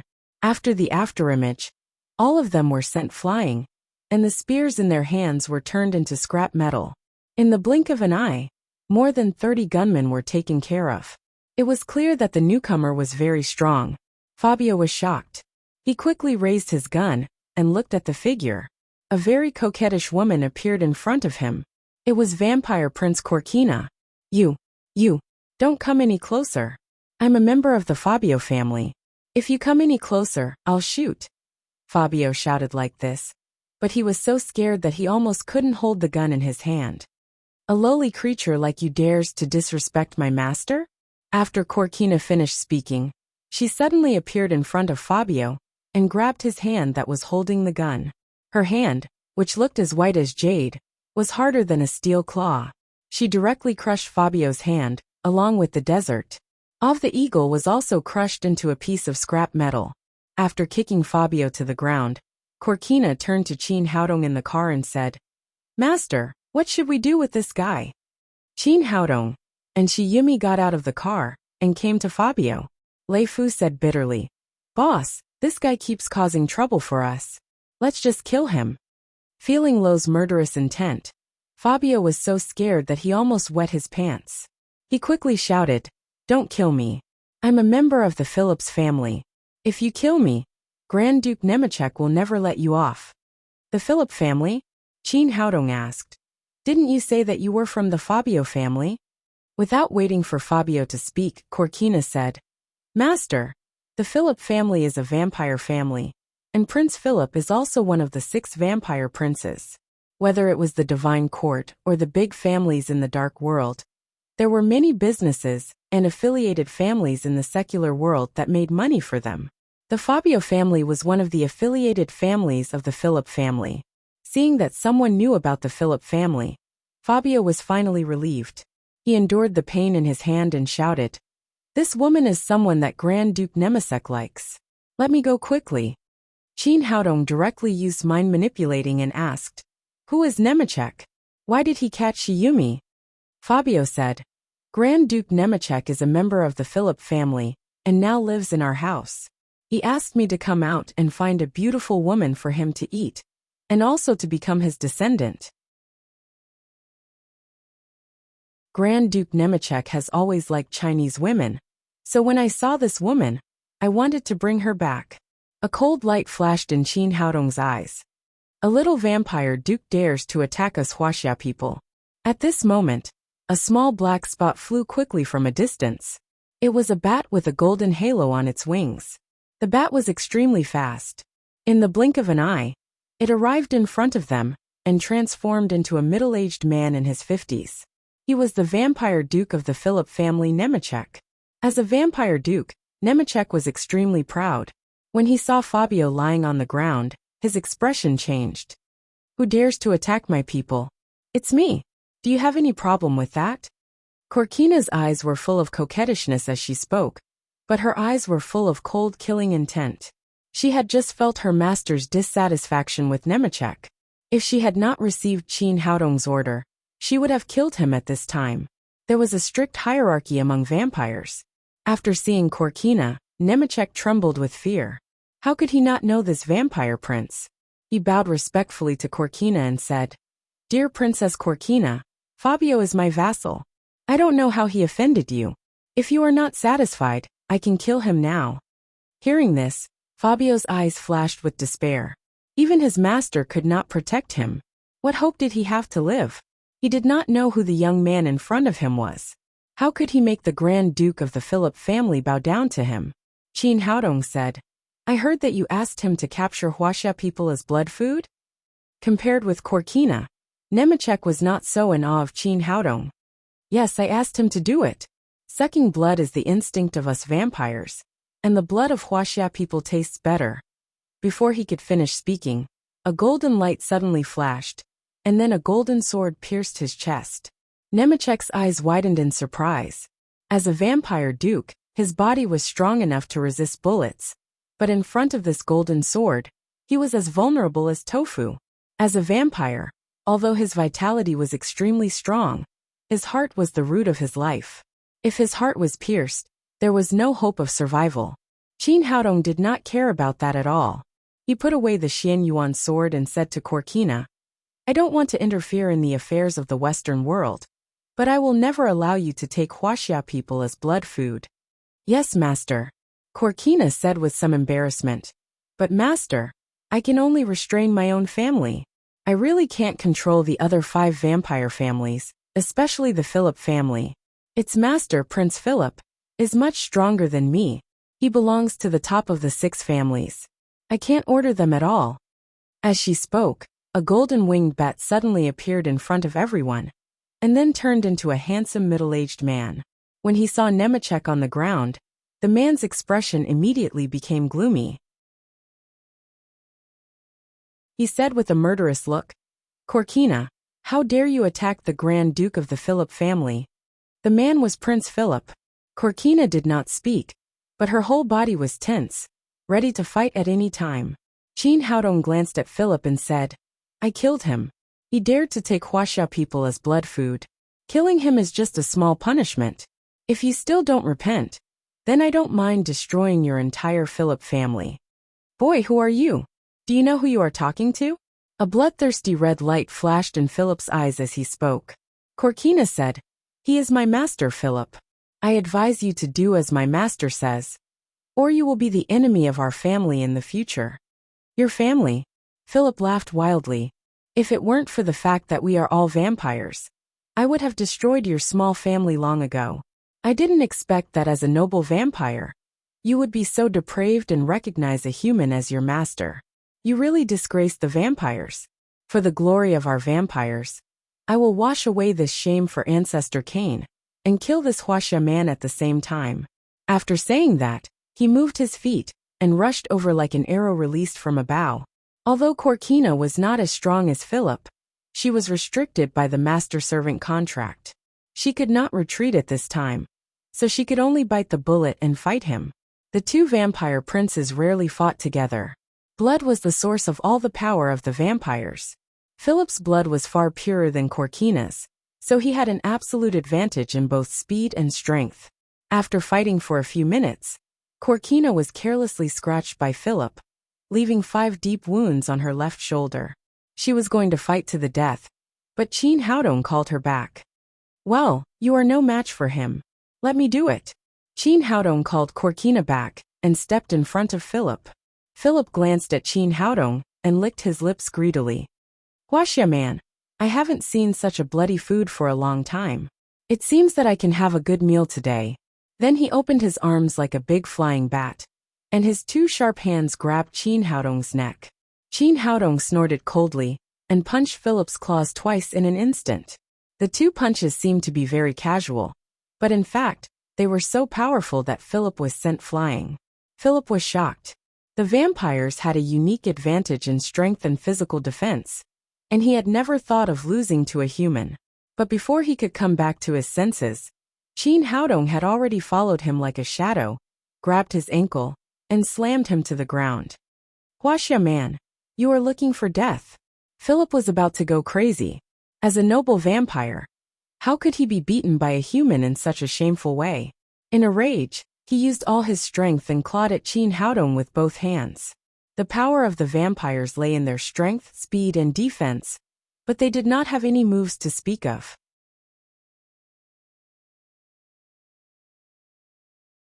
They relied entirely on their own instincts to fight. Unfortunately, Qin Haodong's strength, speed, and defense were not inferior to the vampire princes, and he had an overwhelming advantage in terms of moves and experience. In the end, there was only one result of the fight between the two, and that was that Philip was beaten. In just a few minutes, the gentlemanly prince had been beaten up like a dog. His hair was disheveled, and he was in a sorry state. His expensive suit had become a tattered one, and 2 panda eyes hung on his pig-like head. Finally, Philip found an opportunity to get rid of Qin Haodong, and flew into the air. "Huaxia man, how dare you treat me like this? I will not forgive you sooner or later." He was now completely convinced. He knew that he was no match for Qin Haodong, so he could only use his advantage of flying to escape. Qin Haodong looked at him coldly and said, "I will give you one last chance. From now on, you and your people are not allowed to fight against the Huaxia people or die." "Huaxia man, what right do you have to give orders to the noble vampire princes? Come up if you can." The Western world had a rule that they were not allowed to invade the Eastern world. Therefore, although Philip had lived for thousands of years, he had never fought with a master from Huaxia. He did not know that saints also had the ability to fly. In his opinion, as long as he flew into the air, he would be in an invincible position. "Ignorant thing, you've brought this upon yourself." Qin Haodong stopped talking nonsense with him, and instantly appeared above Philip's head. Then a golden sword slashed down from the air. Philip was completely scared. He did not expect that Qin Haodong not only had the ability to fly, but he was also so fast. In a panic, he stretched out a hand to grab the golden sword to block it. Generally speaking, when one reached the level of a vampire prince, their skin was comparable to steel, and even ordinary swords could not hurt them. But sadly, he was facing the invincible Xianyuan sword. After a flash of golden light, Philip was directly cut in half, and his broken body fell to the ground with a thud. You're tuning in to the Li Mei's Sword of Destiny YouTube channel. We're so grateful for your support, and don't forget to subscribe to join us on this incredible journey through captivating stories. Your generosity through donations truly makes a world of difference, as it's the primary source of revenue that allows me to expand and enhance this channel for you. Thank you from the bottom of my heart for being a part of this adventure.